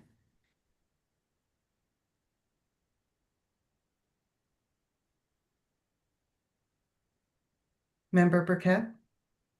Thank you through Madam Chair. And I don't want to open a Pandora's box, but and I know that Member Taylor and Member Cox, again, only because of their years of service on Severn Council, will be aware, we have an island in the middle of Gloucester Pool that's ours. We have property, and only because of the lack of staff to investigate what we own. I don't think we know what we own. There are blocks of land that, and I asked this many, many years ago again, only because we do not have the staffing capability to investigate each parcel. And I'm not sure how we're going to word the motion as far as, or what we're going to have as far as the staff report when it comes back to your comments, Madam Chair. There are blocks of land that, again, I don't know what we own and what we don't own. When amalgamation happened in '94, unfortunately, you know, we took some from Tay, some from the village of Coldwater. We lost some from that went to Oromodonte, and I don't know the whole history, but you know, that's something that future councils may want to look at. But yeah, that's a Pandora's box for us. No, maybe Member Cox or Member Taylor would like to comment on that. I don't know. Maybe we've gone off the path of discussion to Madam Clerk's decision as well, or motion. Well, so Member Cox had her sign up to speak. Yeah, sorry. I think that we do, and I just think I've seen a great big bundle of the properties that we own that were on waterfront and that we own that could be parkland, but I'm sure the clerk can clarify all that. And I'd like to hear what her motion is.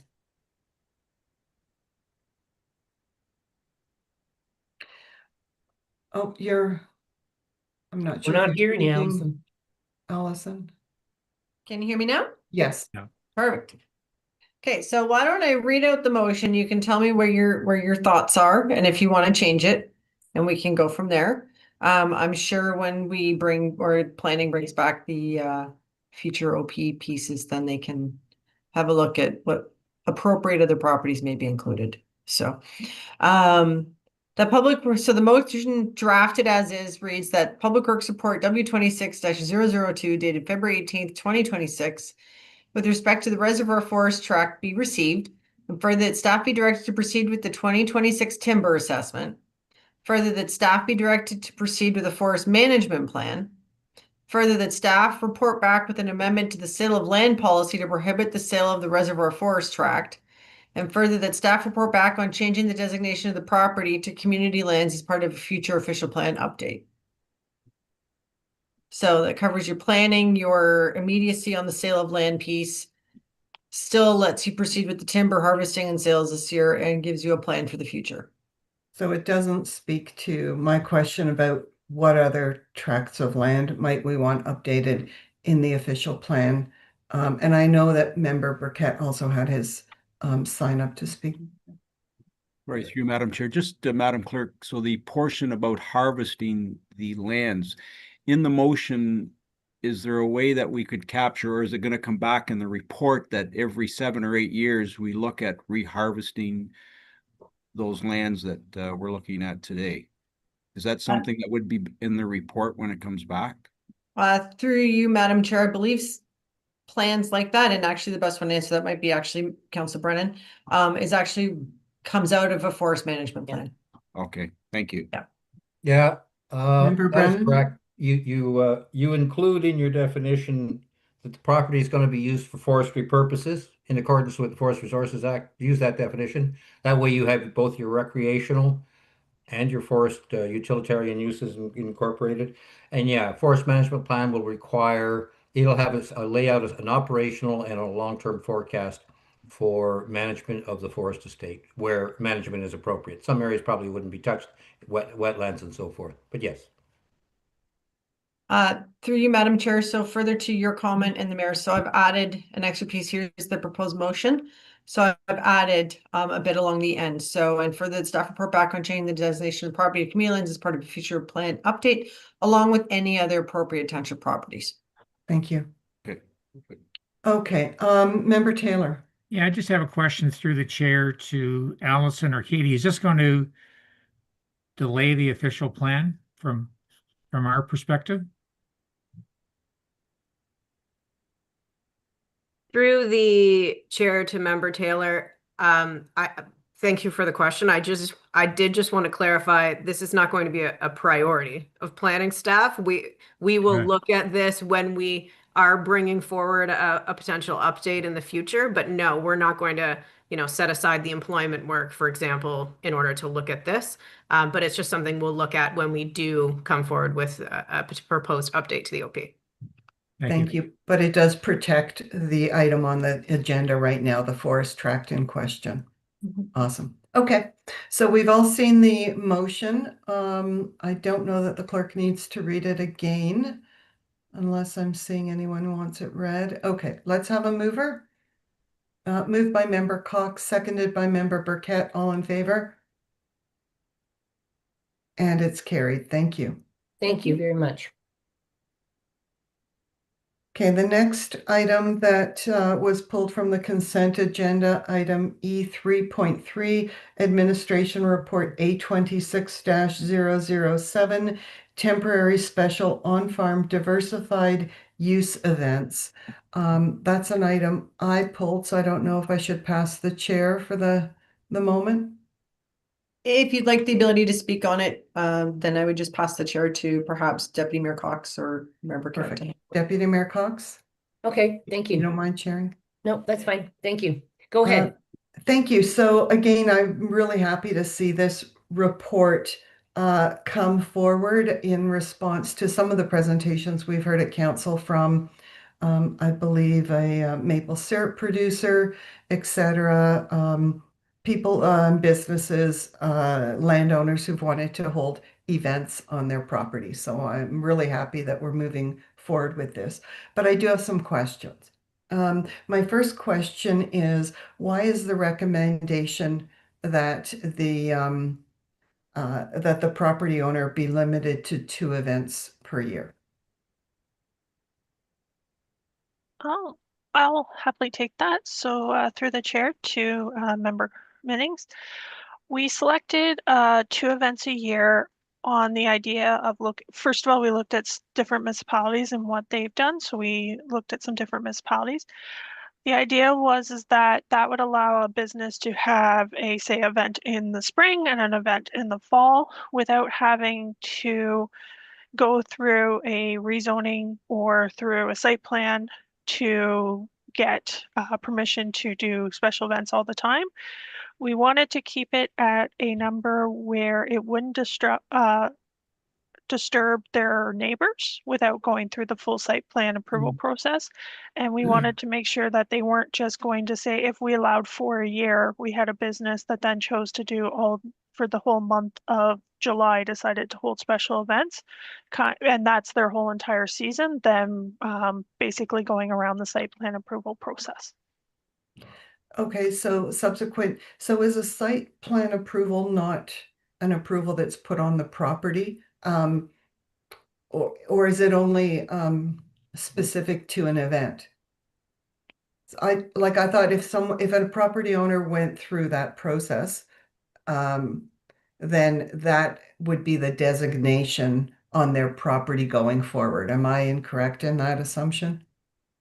I'm going to turn that one over to Katie to give a bit more in-depth discussion.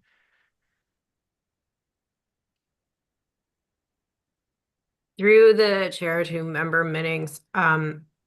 So the reason we brought this report forward now is because we have our new OP in place, which allows on-farm diversified use within certain properties. So that's at the official plan level. So then the next level is the zoning bylaw amendment level. And as council might recall, they just passed a motion to start the process of doing some priority updates. So the ARUs, the additional residential units, and on-farm diversified use was also included in those priority updates.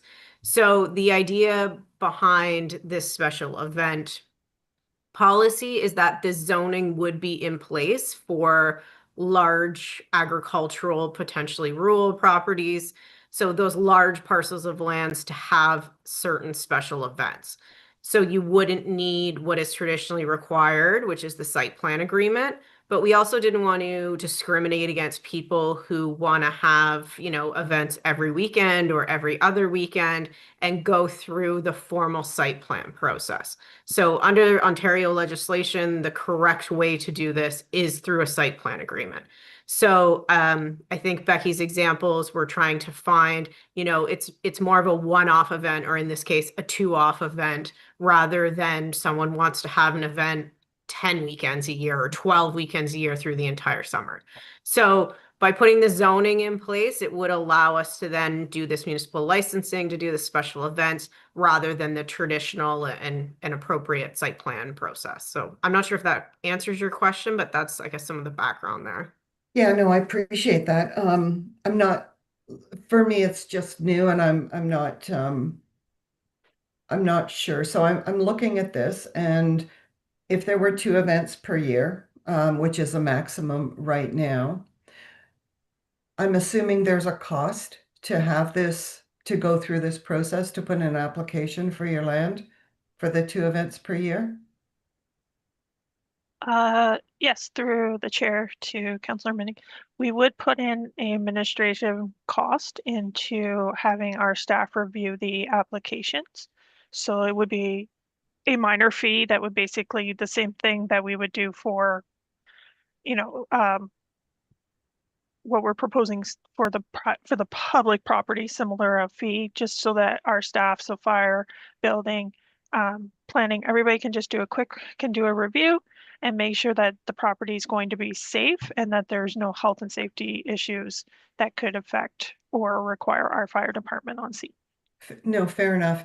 And so again, with the fee, so I'm thinking of a maple syrup producer out in the country, and they're going to have a couple weekend events or of up to 48 hours each. Would the fee be like the administrative fee? I have no idea. Is there a sliding scale? Are they looking at $1,000? Are they looking at, like, is there a range that you could say? Because I'm wondering, as an economic initiative and something that this whole council has as one of our 4 pillars, we want to drive economic, like these kinds of events and entrepreneurs. And I'm thinking in your report, one of the examples was a vendor market. And I'm familiar with like the one at Quails, for example, and how much money each one of those local entrepreneurs could make. So is it cost prohibitive by limiting a property owner, knowing what your fee schedules are, to 2 events per year? That's where I'm going with this. Okay, Madam CEO. Thank you. On the topic of fees, I don't think we're there yet. Council can set fees. Like once we get there, council can set the fees wherever they like. And you have to make a balance of what is user pay and what is tax rate supported. So when we get further down the process, council will have to make that decision. We'll suggest a fee based on what other municipalities do, and you'll decide if that's too much or not enough. Thank you. Okay, Member no more Minnings? questions at this time, thanks. Member Minnings, do you have any more No, questions? thanks. No? Not at this Okay. time. Okay. Anyone else have any questions on this? Comments? Okay, Madam Clerk, I'll hand it back over to you. Thank you. Okay, the motion reads then that administration report number 826-007 dated February 4th regarding a temporary special on-farm diversified use events be received, and that staff be directed to develop a special on-farm diversified use event section within the licensing bylaw 2021-43, and that a new section of licensing bylaw allows temporary on-farm diversified use properties to host up to 2 events each year for a maximum length of 48 hours in a row, and that the revisions to the licensing bylaw be brought forward following the required update to the comprehensive zoning bylaw. Okay, do I have a mover? Moved by Member Cox, seconded by Member McIntyre. All in favor? And it's carried. Thank you. Thank you, Member Cox. The next item is item E 3.4. It's Planning Report P26-001, request for tree removal. Member Cox? Thank you. I'm into forest. Anyway, today, My fear on this one was, in the past, we have had contractors and developers ask for this, and they go in, and 2 days or a day after I get calls, or we've all gotten calls, the trees are gone. Then we have to go back and they say, oops, I'm sorry. And then they plant small trees, and the world is supposed to be a happy place. So I just wanted to pull this to ensure, and I did talk to Miss Mandeville yesterday, and she can, to make sure that we ensure that when they're doing these tree removals, next time I would like a little better picture, but to make sure that the developer understands what they're doing. Staff could be there to monitor it and make sure that what they're supposed to cut, they cut. But I am going to put this over to Miss Mandeville with her comments on this, because she made me feel better. Through the chair to Member Cox. I'm glad I made you feel better. Yes, thank So the report in front of you is a request for tree clearing. Generally speaking, as council will know, and so for members of the public who may be listening, the Township of Severn does not have policies on tree clearing. So the County of Simcoe does have policies. They have a forest conservation bylaw. Basically, you can't cut trees if your property is more than 1 hectare. So this would fall into that. There are exceptions to that where municipalities grant approval, and where other development files say, for example, give this permission. So this subdivision was recently granted draft plan approval. So the subdivision is approved subject to conditions. So they have to fulfill conditions prior to them being able to build the subdivision. One of the, lots of the conditions still have to be fulfilled, right? They have to build roads. They have to get sign off from Hydro One.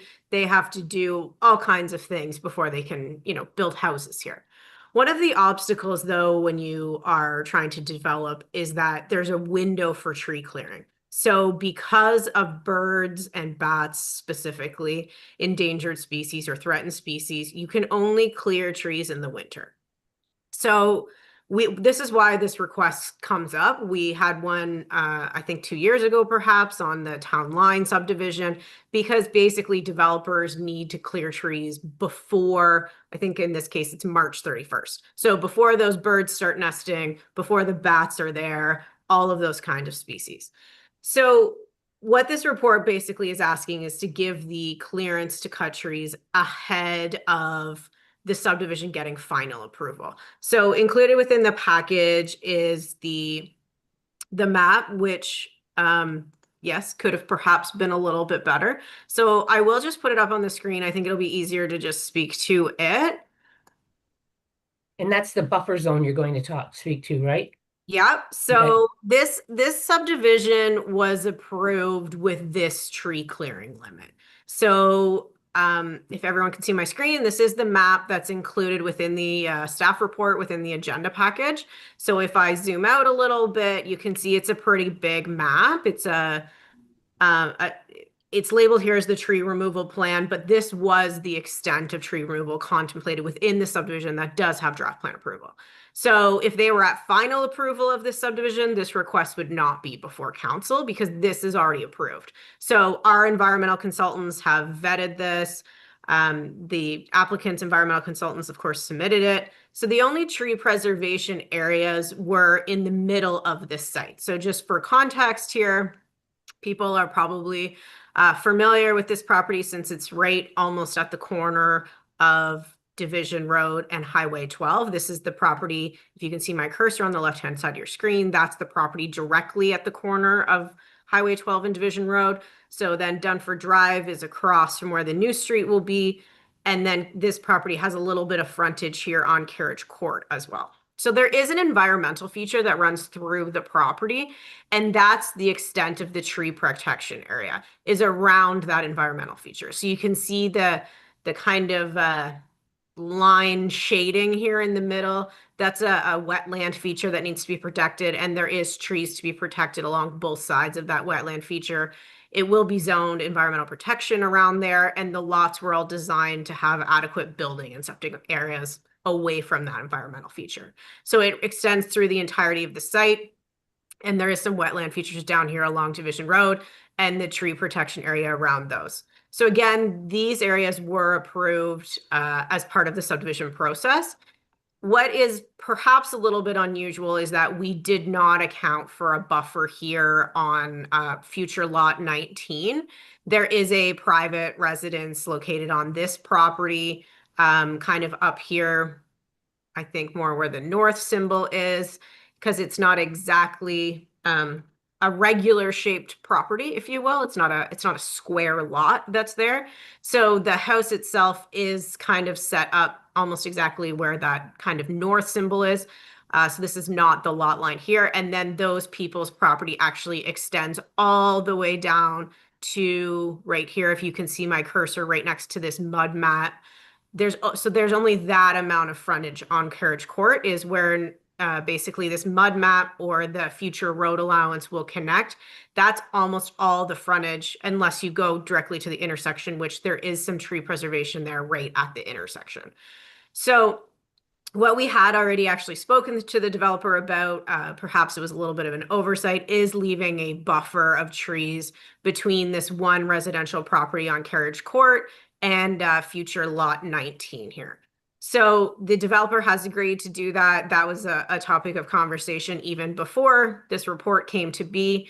And the buffer we have suggested an amended motion, which we'll talk about in a minute. And it does include a 5-meter buffer directly adjacent to this residential lot. So that was perhaps a little bit of an oversight on our case, or on our side, sorry. However, the developer in this case was more than willing to put that there. In terms of how this plays out, you'll see also attached to this report is a list of not recommendations, a list of conditions. So the developer has to fulfill all of the conditions listed in the report prior to being able to clear trees. One of those conditions is the installation of a silt fence, which you can see the details of actually right here. It's a pretty good little picture. So essentially, let me see if I can put that more in the middle. So they put a fence in, and then they clear trees on one side of the fence and not the other side of the fence. So this specifically is shown because of the watercourse of the wetlands in the middle of the site. And so we do have to staff inspect this fence and the location of the fence prior to any tree clearing being able to occur. So in this case, we are pretty confident that they will follow what they're supposed to do. To Member Cox's point, absolutely, tree clearing gets out of control in this municipality, but that's typically where someone doesn't have an agreement with us. That is typically in a situation where they're breaking the county forestry bylaw, where they don't know perhaps that they need permits to clear trees, or where they just don't care. This developer doing this subdivision has a long relationship with this municipality, and they really, have done some good work in this municipality. And I don't think that they would do what they're not supposed to do on the site, essentially. However, I have been wrong, so, it could happen. But essentially, we are pretty confident they'll follow the conditions. We do have in the conditions already that staff have to inspect the fence and monitor the situation. They also will have to have their environmental people on site to do another sweep of the property before they cut trees. For example, if a miracle happens and we have an early spring in 3 weeks, then they'll have to go in there and make sure the birds and the bats and the bees and I don't know, whatever's protected on this property, which our environmental consultants are more their area of expertise, to make sure they haven't come back before the tree cutting starts. So again, none of this would be coming to council if they were at final approval stage, but because they're not at final approval, they're here to ask permission to proceed early. Thank you. Okay, thank you very much. Any further questions, Member Cox? No, that's fine. Thank you. Member Burkett? Thank you through Madam Chair to Katie. Can you bring up the photo, Katie, of that where you said that one house was you missed it because of the shape of the property and there was going to be a 5-meter buffer? Please, just so I can see where the So no, keep going back. Yeah, right there. Okay, so we have a road down at the bottom, right? There's going to be a road that comes out onto Carriage Court to access Division Road, correct? So take your cursor and head all the way north, I presume, all the way up. So is there going to be a 5-meter buffer along that whole line, or just the piece of property that you flagged? So through the, I'm just looking to see, aha, I think you can draw on here. So this is the property line of the development. Sorry, I can't Yep. draw a straight line apparently. There we go. Perfect. So that whole area is going to have a 5-meter buffer? Correct. So Good, okay. the lot Good. line is here. Yes, That's the post, if you will, of the lot line. So correct. these folks own all the way down to there. It comes to a very skinny sliver down there. So the recommended altered condition we've said is that a 5-meter buffer would be maintained along this entire red line. Thank you very much. That's great. Perfect. Perfect. Thank you. Thank But you. sorry, Member- just to where I circled, sorry, Madam Chair, just to where I circled, because south of there, of course, will be where the road is connected. So we won't have a tree buffer there. Okay, that's great. Thank you very much. Okay, thank you. Member Brennan? Yes, thank you. Yeah, I was glad to see the deputy mayor bring this up. I know we followed closely approval for the plan of subdivision, and I've liked everything I've seen in terms of what they plan to do, and I did appreciated the provisions listed in the current report with regard to protection of species. So that addition of the buffer was really nice to hear about as well. But I do share, like, these guys seem like they're doing a great job, and hopefully that's what happens. Where there's never a guarantee. One of the things that sometimes helps a lot when it comes to these things is if you can't have a crew out there that is not properly trained monitoring a harvest, you're going to have your head knocked off by a friggin' logging thing. But a good operator, in my view, would mark a red boundary line where so that they can't just say, "Oh my God, my cutter's made a mistake." You can mark a red boundary line on trees and stakes and make sure they don't go past that. And then that's easy to monitor, and no one should go over any defined buffer. So it'd be nice if they would do that. I'm not saying they have to, but that's one way to sort of at least ensure a little better performance in terms of cut lines. Thank you. Okay, thank you. I just have a question. And I appreciate this item being pulled also because, as you know, in West Shore, we've had lots of discussions and concerns around tree cutting and whether it was right or whether it was wrong or whether it was too late. But just a little bit of a red flag, Ms. Mandeville, on what you said, and I didn't write it down exactly, but you spoke to the long-term great relationship the township has with the developer, and that's awesome. My concern is always for the existing homes in that proximity. I don't know if there's a mechanism where they're pulled into this awareness maybe about what's happening around the development, et cetera, especially that one lot that's a little bit unusual. And if there's anything that the township can do to strengthen the expectation, maybe move it into a requirement. I'm just not sure if it's written down or not. I would hate to see this come forward as another discussion after the fact, just so that everybody's on the same page and everything's transparent. Yeah, so to answer the chair's question, the subdivision was, of course, circulated to all the adjacent property owners. There was public meetings, as council's aware, which actually is not a requirement now under the Planning Act. So the province erased the requirement to have public meetings or public consultation on subdivisions. Luckily, I guess for us, we're still been doing it because typically they need a zoning bylaw amendment, which is still up for public meeting. In this case, because it is going ahead before final approval, what we have recommended in the conditions, and perhaps I'll just share my screen again, just because there is a lot of words here. So within the conditions, we have condition, I think it's, so condition number 5, condition number 6. So posting the sign both along Division Road West and Carriage Court, just to notify that we know the tree cutting's happening. And that's kind of a thing for staff's sake and for council's sake, because we want them to call the consulting engineer rather than us to complain about the tree cutting, quite frankly, but also so that the township, people know the township knows this is occurring, right? So hopefully then people will, will see the sign and know we endorsed it. But the other thing we discussed that I had some good conversation with our director of planning and with Josh Morgan was hand delivering notice to every property owner within 35 meters of the subject property. So we did this on the town line subdivision site, which is just one property over from this one. And they gave notice to everyone who backed onto the property. So every adjacent landowner, they hand delivered a notice. They also posted a sign. Because this property is a little bit more unique in that it really just has one adjacent residential lot neighbor. There is one rural kind of larger lot next to it, but it has just one residential neighbor. We didn't think that was a sufficient approach just to give notice to one person. So 35 meters captures everyone who's across the road allowance from this property. So it would mean the adjacent neighbors as well as those across the road.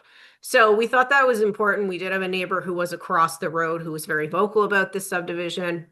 So we thought it was important to just widen that radius a little bit. And the developer and his team, they were very happy with the 35 meters. They're happy to hand deliver these notices as well as post the signage. Okay, thank you for that additional context. And you're right, that is the one neighbor I remember speaking about sort of an incident of, I think, headlights coming into the house, for example, at night because of development. I saw Member Cox and Member Burkett with their signs. I just would like to say thank you to Katie and the planning department. You go up above and beyond in a lot of cases on these when you realize that neighbors and people want to know. And I just want to thank you that you do that. Thank you. Thank you, Member Burkett. Thank you through Madam Chair. Katie, the black, what did you call that black thing that they're going to put where the 15-meter buffer is? It's a... Through the chair to Member Burkett, it's a silt fence and it's a 5-meter buffer in this case. 5 meters, sorry. So is that going to be stated on the board that you're going to place there and the hand delivered stuff so residents understand that, to say 5 meters and not knowing, like if they visually can see where the how did I forget the name again? I got a mental block. Anyways, that silt fence. Thank you. That's silt fence. So they understand that's where the trees are going to remain, rather than just saying 5 meters. If you can somehow word the silk fence into the handout, that would be great. So they can visually see what trees are remaining.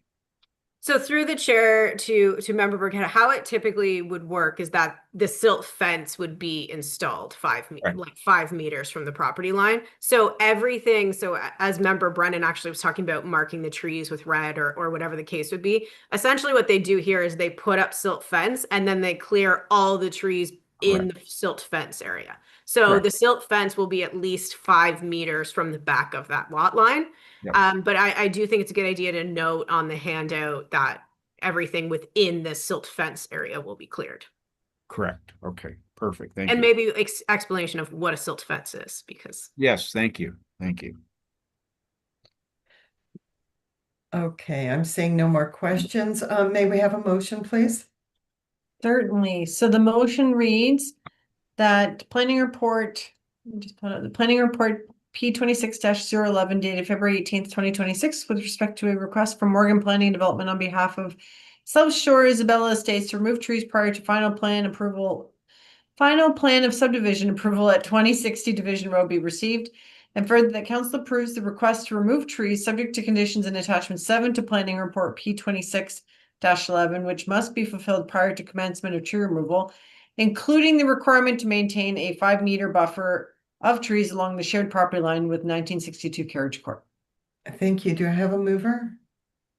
Moved by Member Cox, seconded by Member Taylor. All in favor? And it's carried. Thank you very much. Now I have a rise recommendation. We are going to exit the committee of the whole and return to council.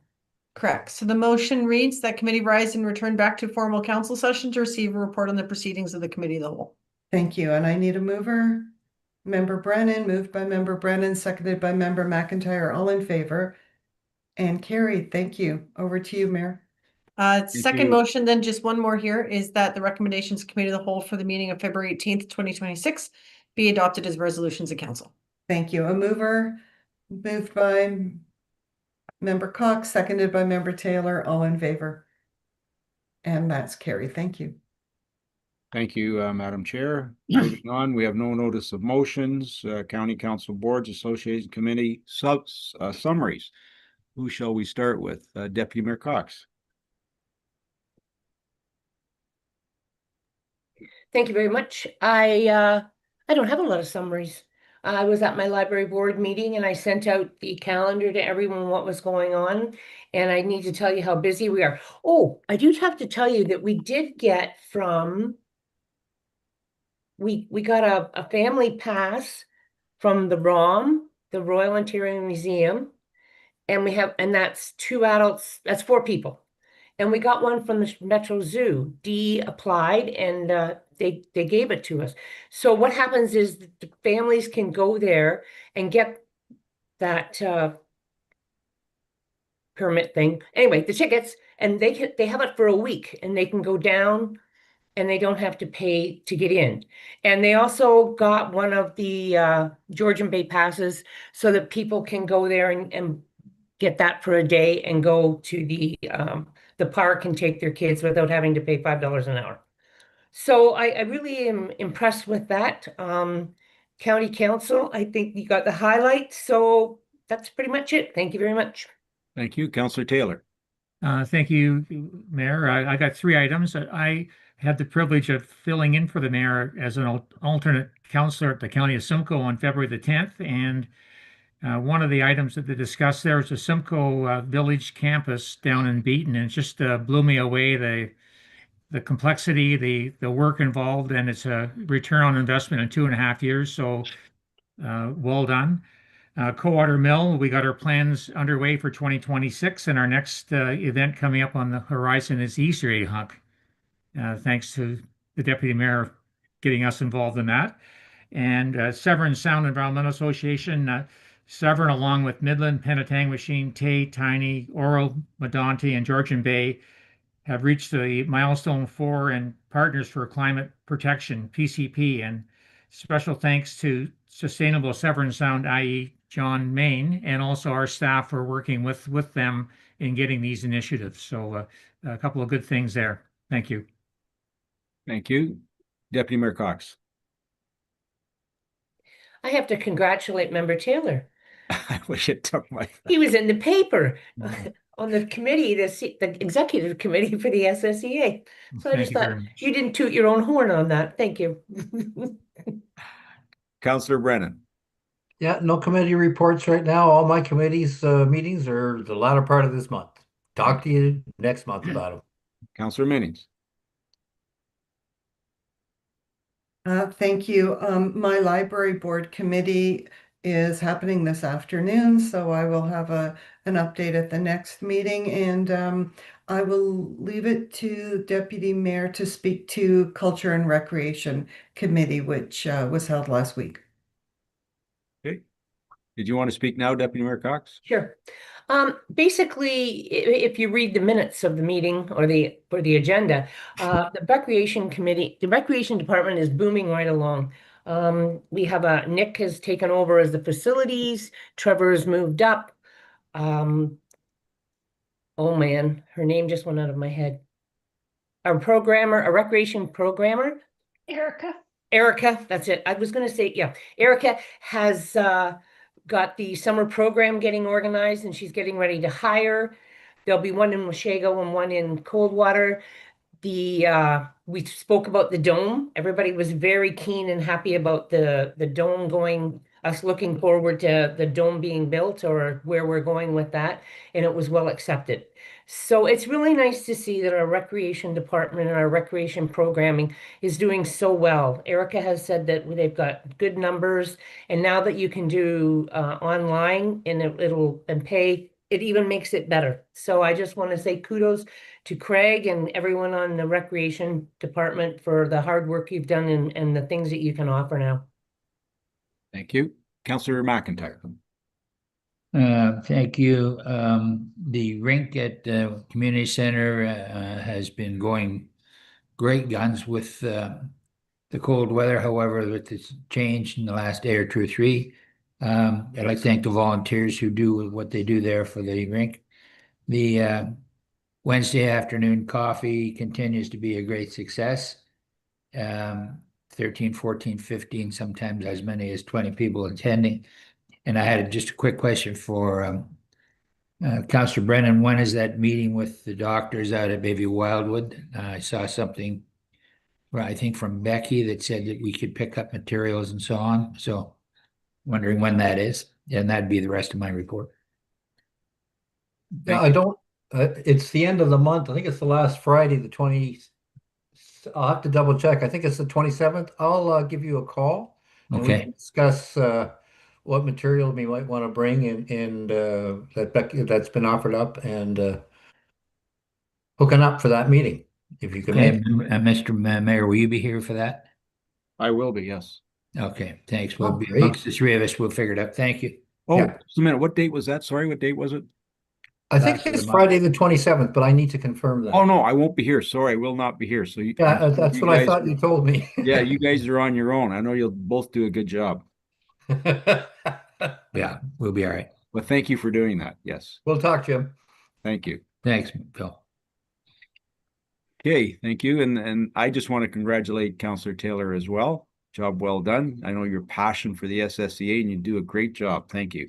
So I just wanted to say also thank you for filling in at me with or for me at County Council. I think a lot of us don't realize the magnitude of the county and what they do for us, like a $700 million budget. The services, of course, that are downloaded from the province to the county, and staff, like the job that they do and the things that they deal with on a daily basis. There's a lot of things that I can't say, but what I do see are pretty amazing, trying to keep this massive county intact and the people that need them, the services that they provide that the average person just doesn't realize. So yeah, thank you for bringing that up. Those are my updates. So we're moving on. I think we need to go in camera, do we not, Madam Clerk? We do. So the motion reads that committee resolve in a closed session and that the meeting is hereby now closed to the public pursuant to the Municipal Act SO 2001, Chapter 25, Section 2392 for the purpose of considering personnel matters about an identifiable individual, including municipal employees, and B, a position, plan, procedure, criteria for instruction to be applied to negotiations carried on by or on behalf of the municipality or local board. Mover and a seconder, please. Moved by Councillor Taylor, second by Councillor Minnings. All in favor? That's carried. Okay, if you can give me one moment just to.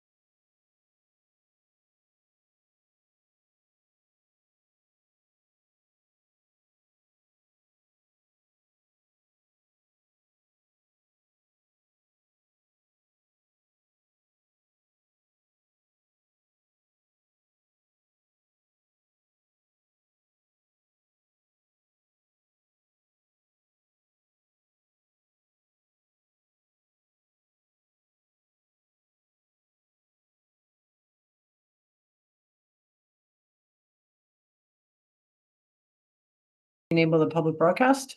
Okay. Mover and a seconder to come out of close, please. Moved by Councillor Taylor, second by Councillor McIntyre. All in favor? That's carried. Fingers aren't cooperating. Apologies. I can taste that ice cream cone at Costco. Okay, so that was the motion to come out of close. The second one is that the confidential direction to staff and confidential direction to staff respecting the City of Orillia boundary discussion be confirmed and voted on in accordance with section 2396B of the Municipal Act. Mover and a seconder, please. Moved by Councillor Brennan, second by Deputy Mayor Cox. All in favor? That's carried. Thank you, Madam Clerk. Okay, and the next one is that the confidential direction to staff respecting a personnel matter be confirmed and voted on in accordance with section 2396 of the Municipal Act. Mover and a seconder, please. Moved by Councillor Taylor, second by Councillor Minnings. All in favor? That's carried. Thank you. And bylaws, Madam Clerk.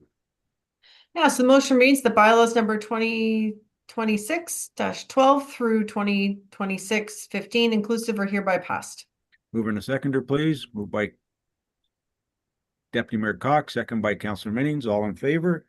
That's carry. And the confirmation bylaw, Madam Clerk. Yeah, so the motion is that bylaw 2026-16 is hereby passed. Mover and a seconder, please. Moved by Councillor Taylor, second by Councillor Brennan. All in favor? That's carried. And adjournment. Thank you very much, everyone. Be safe. You're all Yes. at home, so that's good. Have a great day. You too. Take care. Really Hey, there's snowy no here snow now. here yet. Bye, everyone. It's really snowy here.